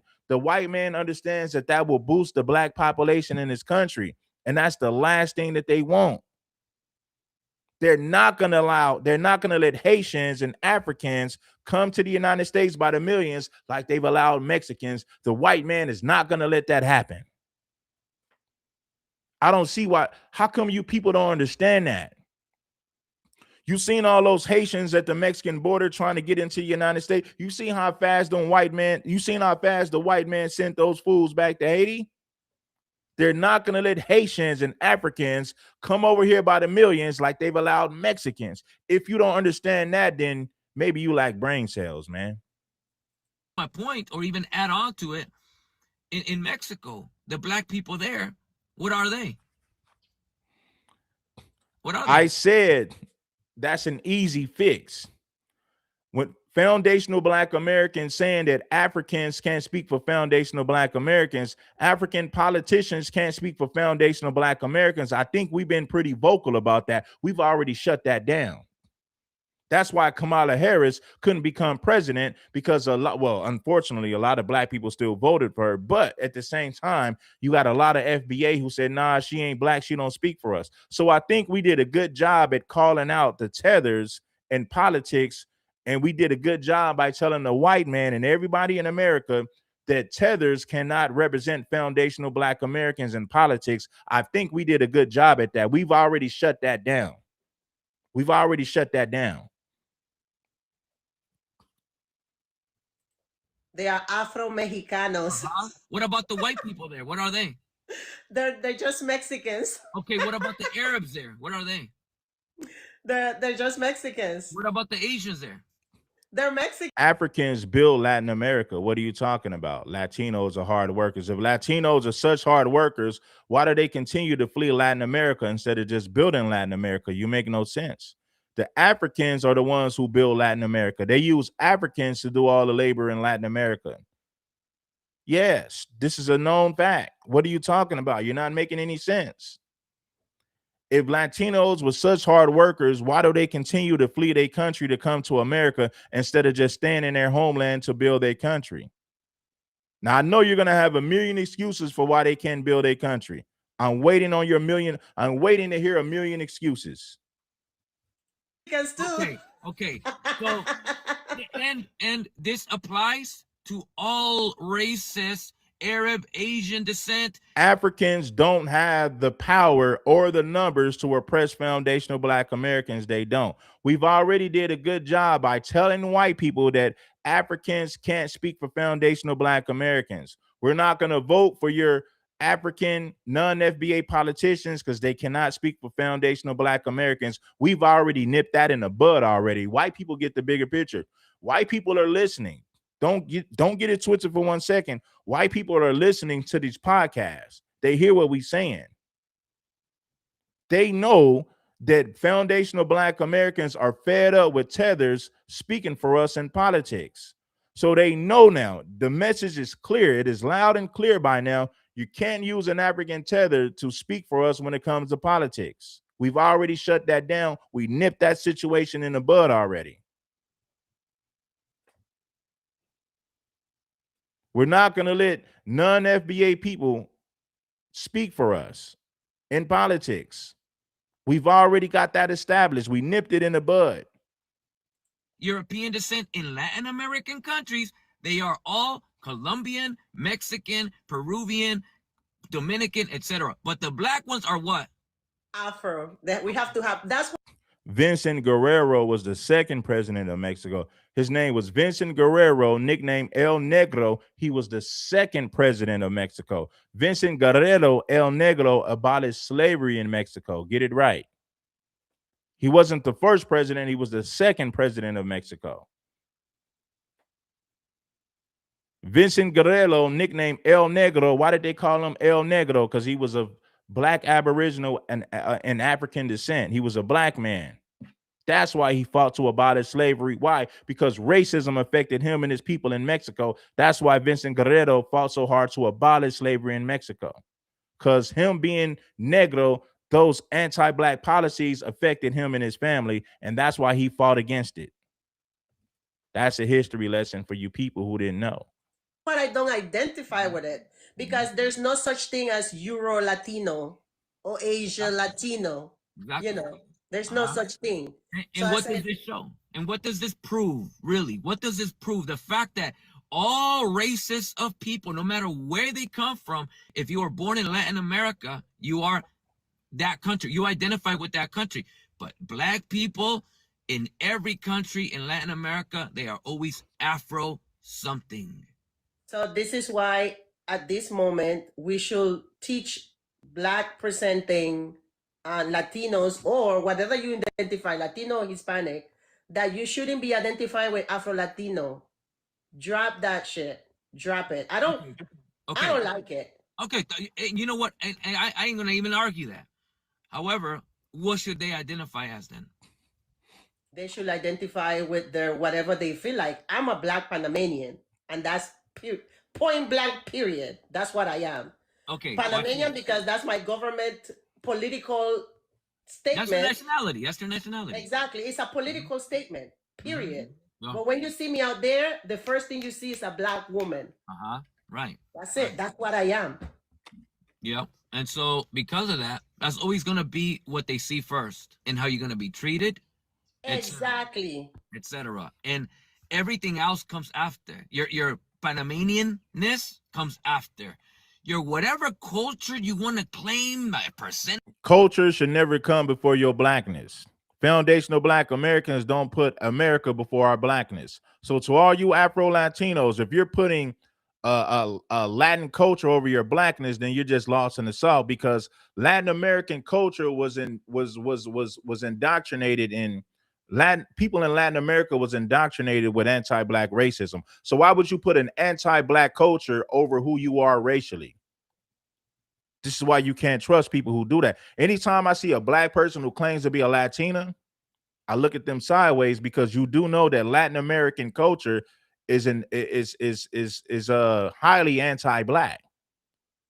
Who created Latin American culture? The Spanish conquistadors. So if you are putting a culture over your blackness, I can't rock with you. I'm gonna look at you sideways.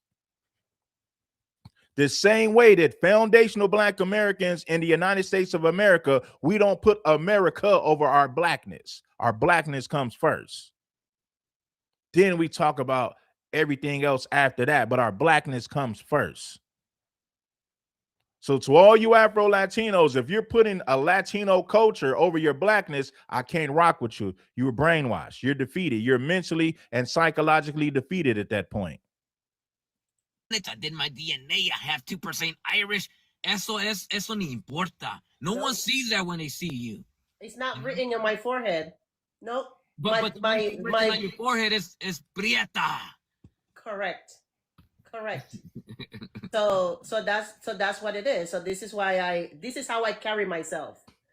When I step out there, this is what I am. That's what I represent too. If you see me behaving in such a way, what people are gonna say, that was that black woman doing such and such and such. So this is what I even represent. Yeah. Is my blackness as a person. Even if you don't want to. Exactly. People are gonna misidentify me. People are gonna say this is a Black American or African American or whatever, and to like open my mouth because I have an accent. But shout out to Mogul Mays for the 12 on the Cash App. Shout out to Trinity for the Cash App. Trinity blessed us with a 15. Excuse me, she blessed us with a 20. Mogul Mays blessed us with a 12. My fault. Shout out to well, hold on. Let me make. I'm getting 20 time. Mogul Mays bless us with a 12. Trinity bless us with a 20. And Evelyn bless us with a 20 as well on the cash out. Let me set the record straight. Got a little tongue tied. How come we only got 3 people who blessed the cash app for this certified game? Huh? Where all my people at that was rocking on Red Supreme TV1? A lot of you guys, I don't see you no more. And if I don't see you no more, then I just got to remove you as a mod and just bring in mods who really respect the content. Because a lot of you mods from TV1 who used to support, I don't see you no more. So what I'm going to do is go on my archives and say, if I haven't seen you over a month or two, I just, I got to remove you respectfully. I got to make room for mods who really love and appreciate the content. Ain't no love lost. I ain't mad at you, baby. But I got to do what's best for my channel at the same time. So we should have way more than 3 people who bless the Cash App today. Seriously. There's something wrong with that picture. Let's get 10% of the audience to become contributors and supporters for this dope content. Because a lot of people refuse to talk about this. They pretend like it doesn't exist, or some people are not educated when it comes to the history, so they can't speak on it. So I'm not mad at them for that. Educate yourself, and then you will gain a better understanding of why I'm speaking on the things that I am speaking on. If I'm just walking around silent, just doing America is not a race, it's a nationality. Mexican is not a race, it's a nationality. Puerto Rican is not a race, it's a nationality. So if you're putting a nationality and a culture over your race, then you are lost in the sauce. And I don't want nothing to do with you. like body and what do you say? Using my body language, and people are gonna just think that this is that black woman that did this and did that black person, because that's what I represent. And this is what people don't want to understand, that this is what it is, because it's a social construct, So this is what it is. Now, once I think foundational Black Americans did a good job at calling out tethers. Now white people understand that non-FBA people can't speak for Black people in politics. I think we nipped that in the bud already. White people understand. You got white people talking about FBA and things like that. White people got enough common sense. They get it. They understand that we don't want Africans representing us politically here in the United States of America. Foundational Black Americans are the only people who can represent foundational Black Americans in a righteous way. And I think we nipped that in the bud, right?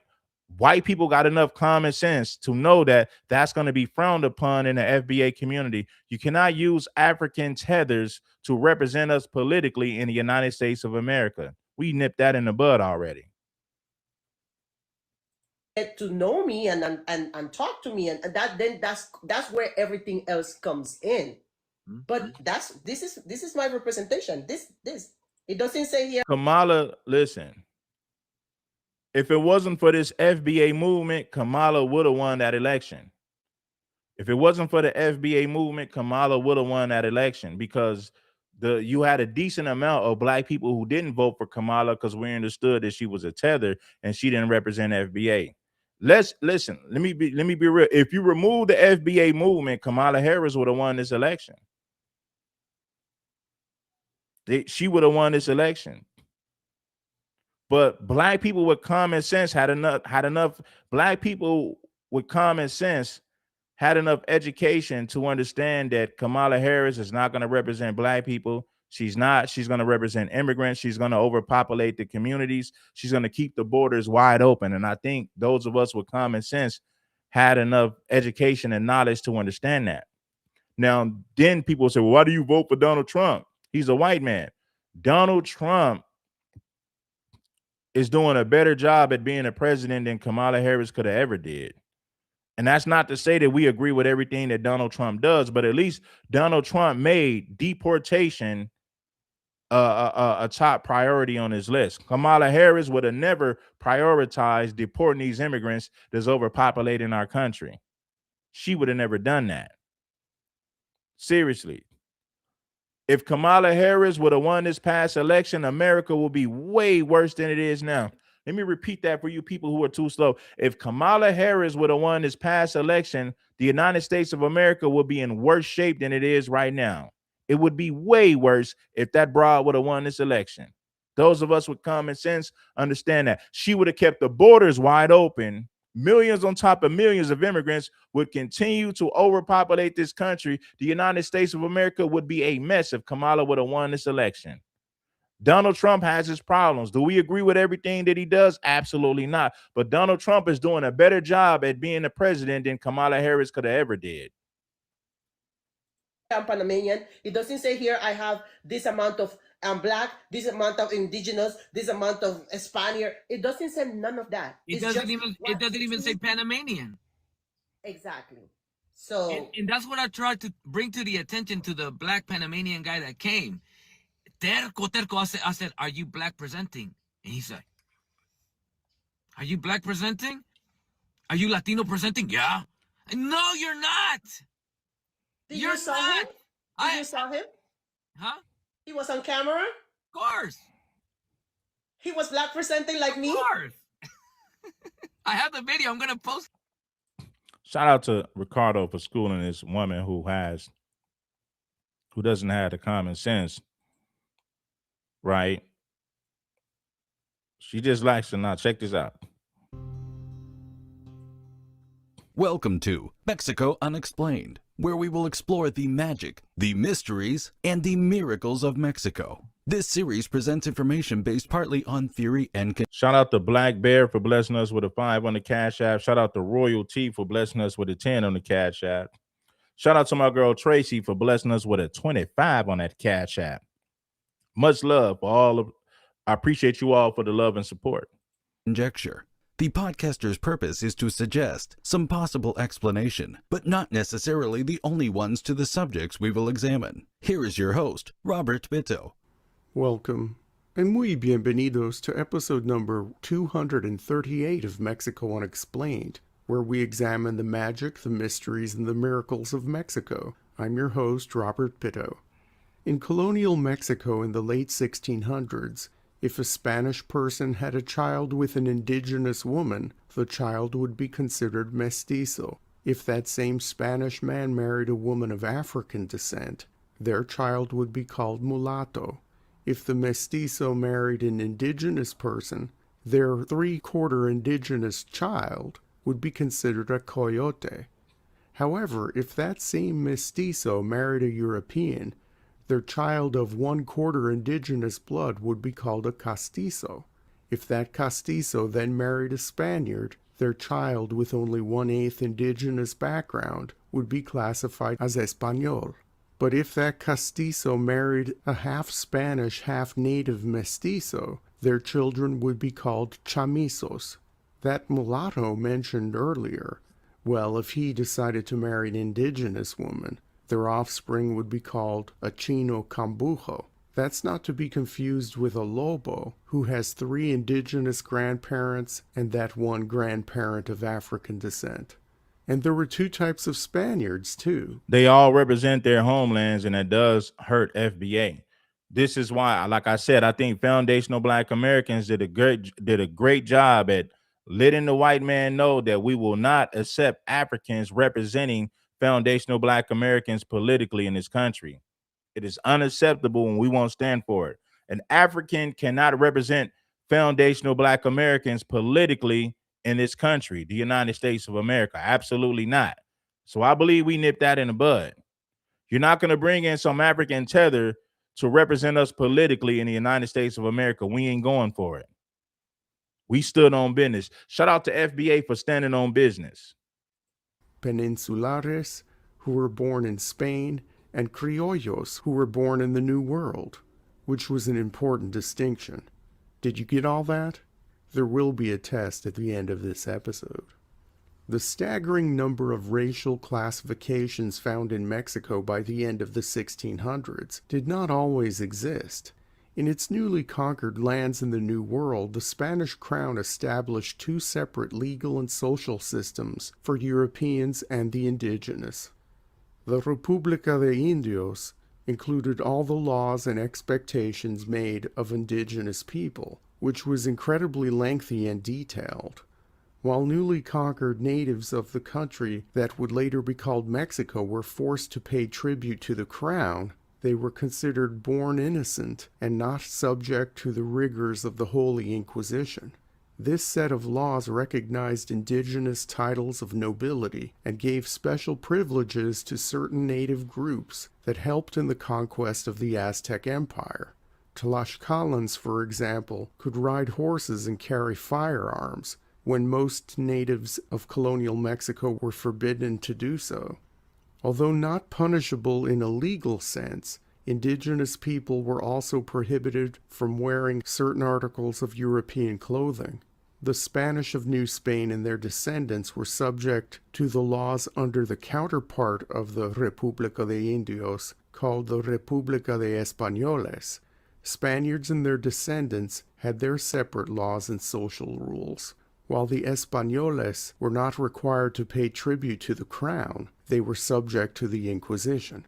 The two separate legal systems worked for a while, and with generations of intermarriage between Europeans, African descendants, and those people of the various indigenous groups of Mexico, the racial classifications became more and more difficult to delineate. All non-indigenous, regardless of race mixture, became subject to the República de Españoles legal authority and were prohibited from living in towns designated as purely indigenous. These two different legal spheres existed until the Bourbon reforms of the mid-1700s. The term mestizo, which now means the current blend of races and cultures that formed the modern nation of Mexico, had a ring of illegitimacy to it in the early days of Spanish colonial rule. Mestizo originally meant the offspring of one Spanish parent and one indigenous parent, and sometimes these unions were consecrated outside the authority of the church. A separate racial or socioeconomic class called mestizo only became recognized about 150 years or some 6 generations after the conquest. By then, the late 1600s, there were numerous combinations of races and ethnicities, some of which were mentioned earlier. The term casta was often used to describe people belonging to the various mixtures of the races. The word, which sounds like the English caste, originally meant lineage or descent in Spanish, Portuguese, and other Iberian languages. Later, the term Shout out to SR Serum for blessing us with a 7 on the Cash App. casta would describe the system of classification for the untold number of Mexican racial blends. Scholars debate where the multitude of terms came from. There were no laws passed or royal decrees issued to assign terms to and grant privileges to the people who belonged to the various labels. The different classifications, from mulatto to morisca to torneatras, may not have been given to these groups by the ruling elite. Some may look at the names from a 21st century perspective and believe the labels to be demeaning and pejorative. For example, a person who was 3/4 black and 1/4 indigenous was called a lobo, or a wolf, in English. If a mestizo man married an indigenous woman, their offspring would be a coyote, referencing the animal of the same name. If a See how they had bad words for dark-skinned people in Mexico? This proves the anti-blackness and the whitewashing of Mexico and Latin America. This right here proves it, and I've been telling you guys. For example, a person who was 3/4 black and 1/4 indigenous was called a lobo, or a wolf, in English. If a mestizo man married an indigenous woman, their offspring would be a coyote, referencing the animal of the same name.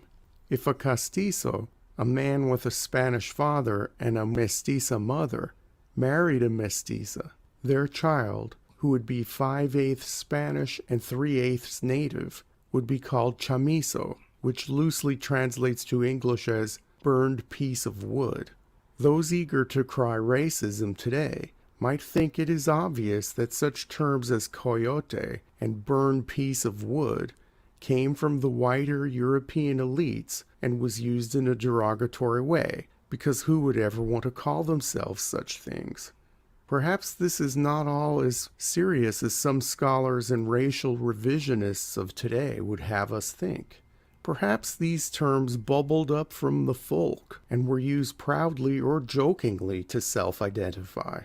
We see similar things in the modern day.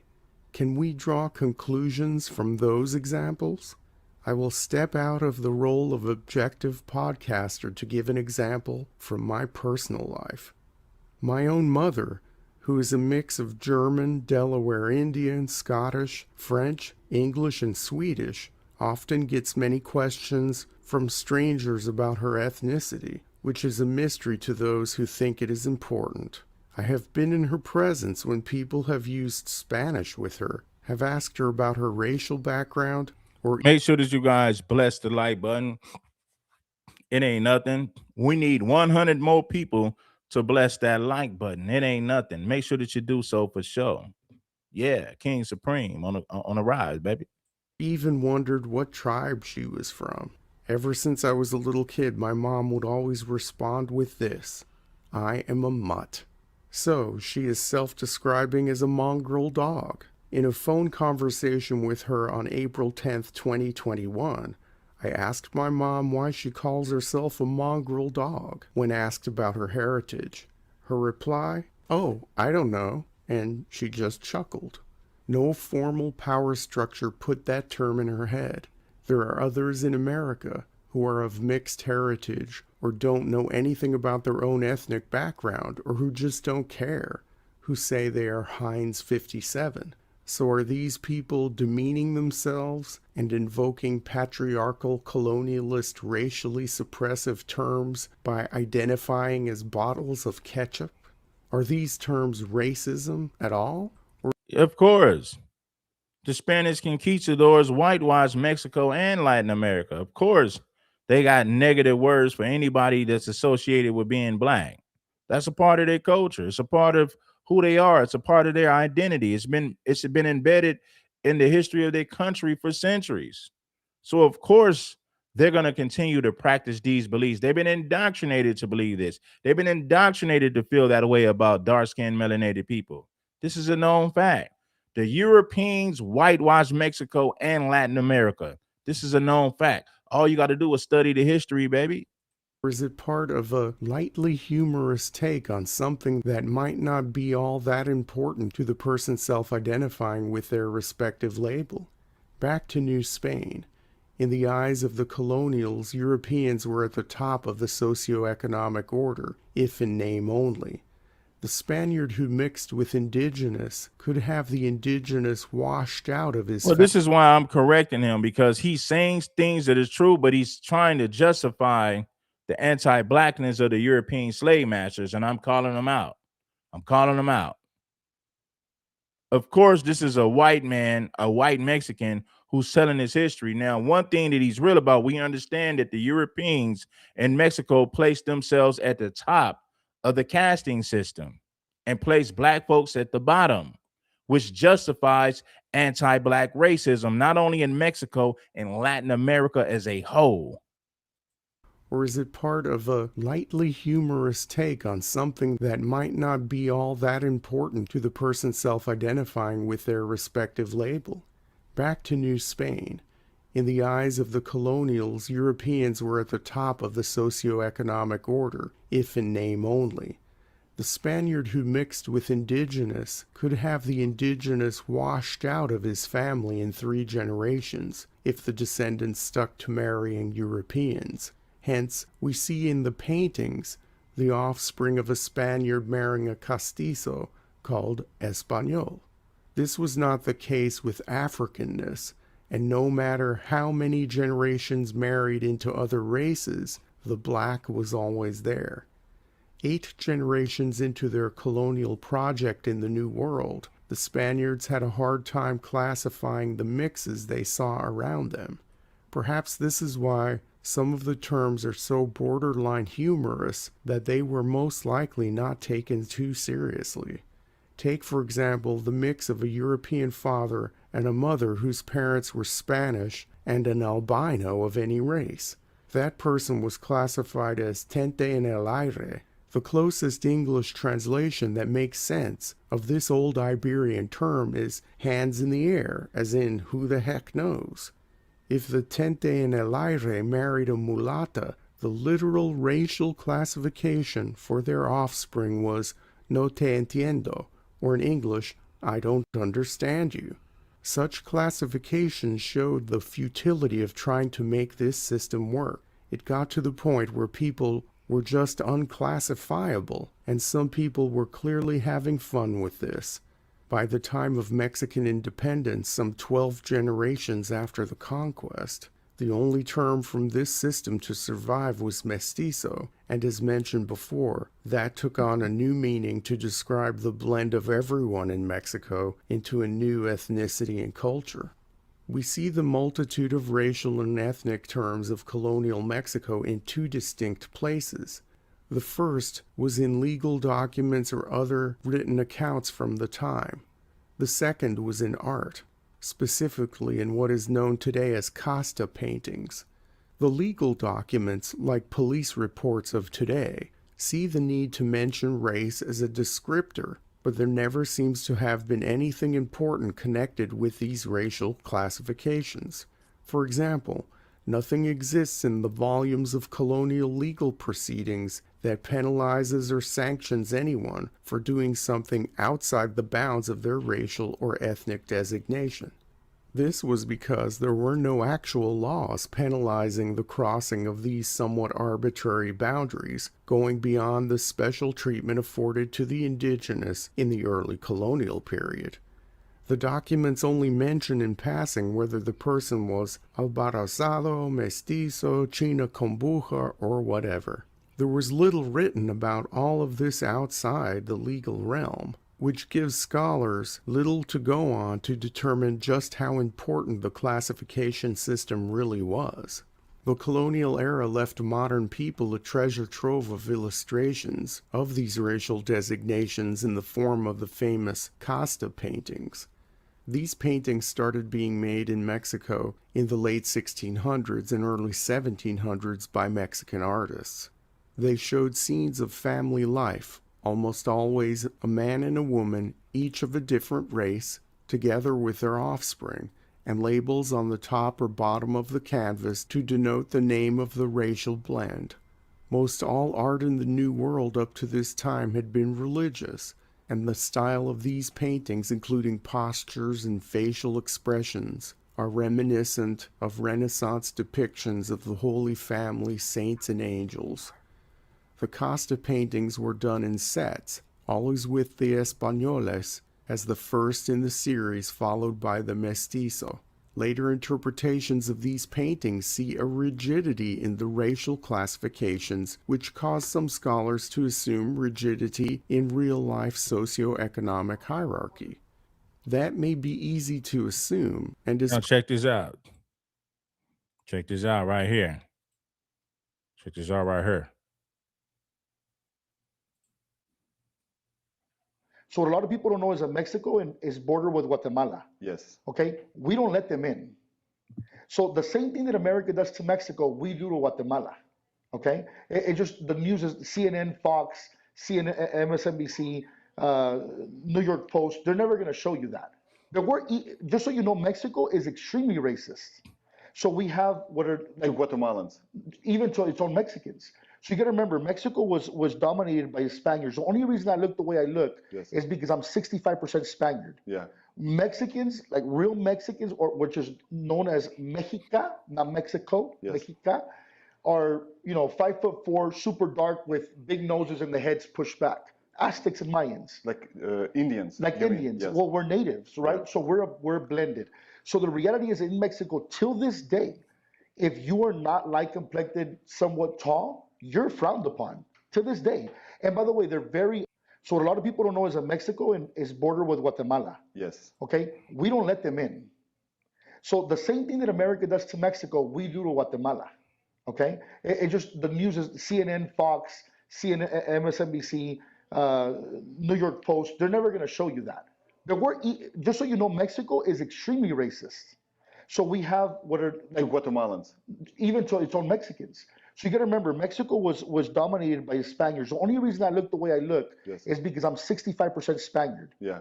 Mexicans, like real Mexicans, or which is known as Mexica, not Mexico, Yes. Mexica, are 5'4", super dark with big noses and the heads pushed back. Aztecs and Mayans. Like Indians. Like you mean? Indians. Yes. Well, we're natives, right? Yeah. So we're blended.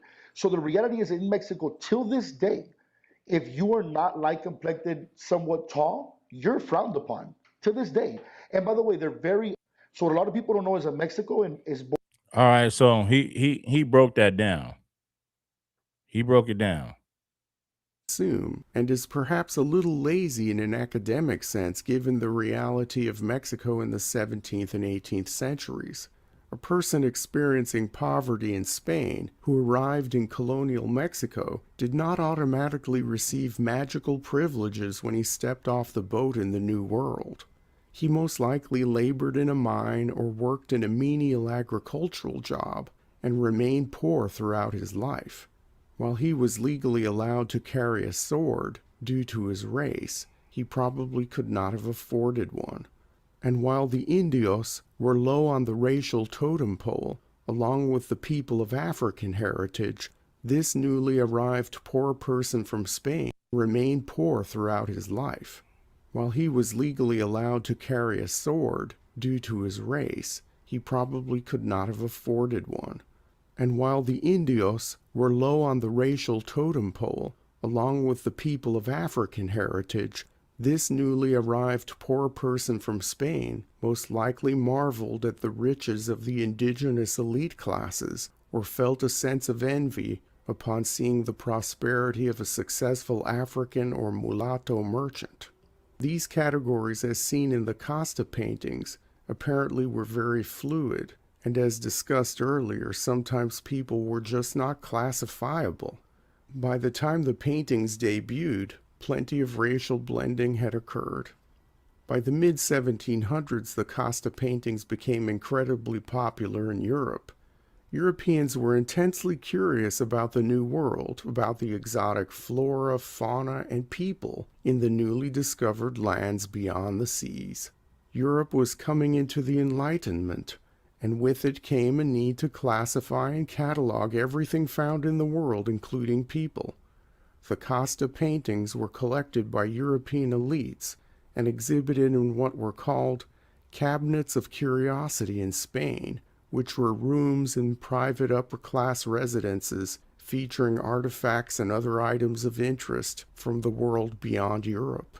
Pertinent to this discussion, to the European of the mid-18th century, part of the fascination with Mexico was the very fact that the races blended there. To some, the mixing of races indicated a degenerate and haphazard society.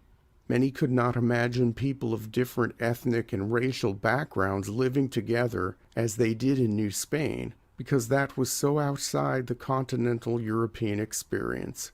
The Costa paintings changed many minds of the Europeans who saw them.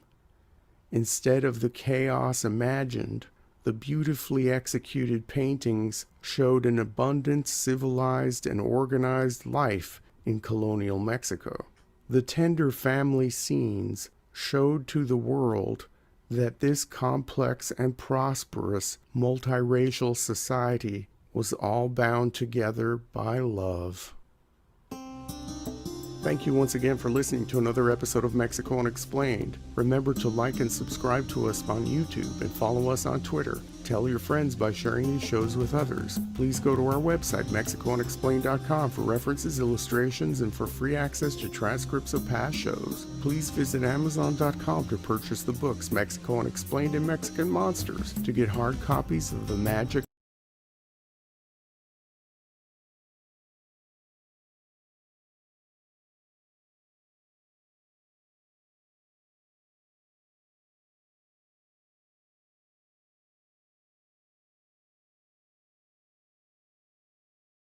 All right, you guys, man, that was it, man.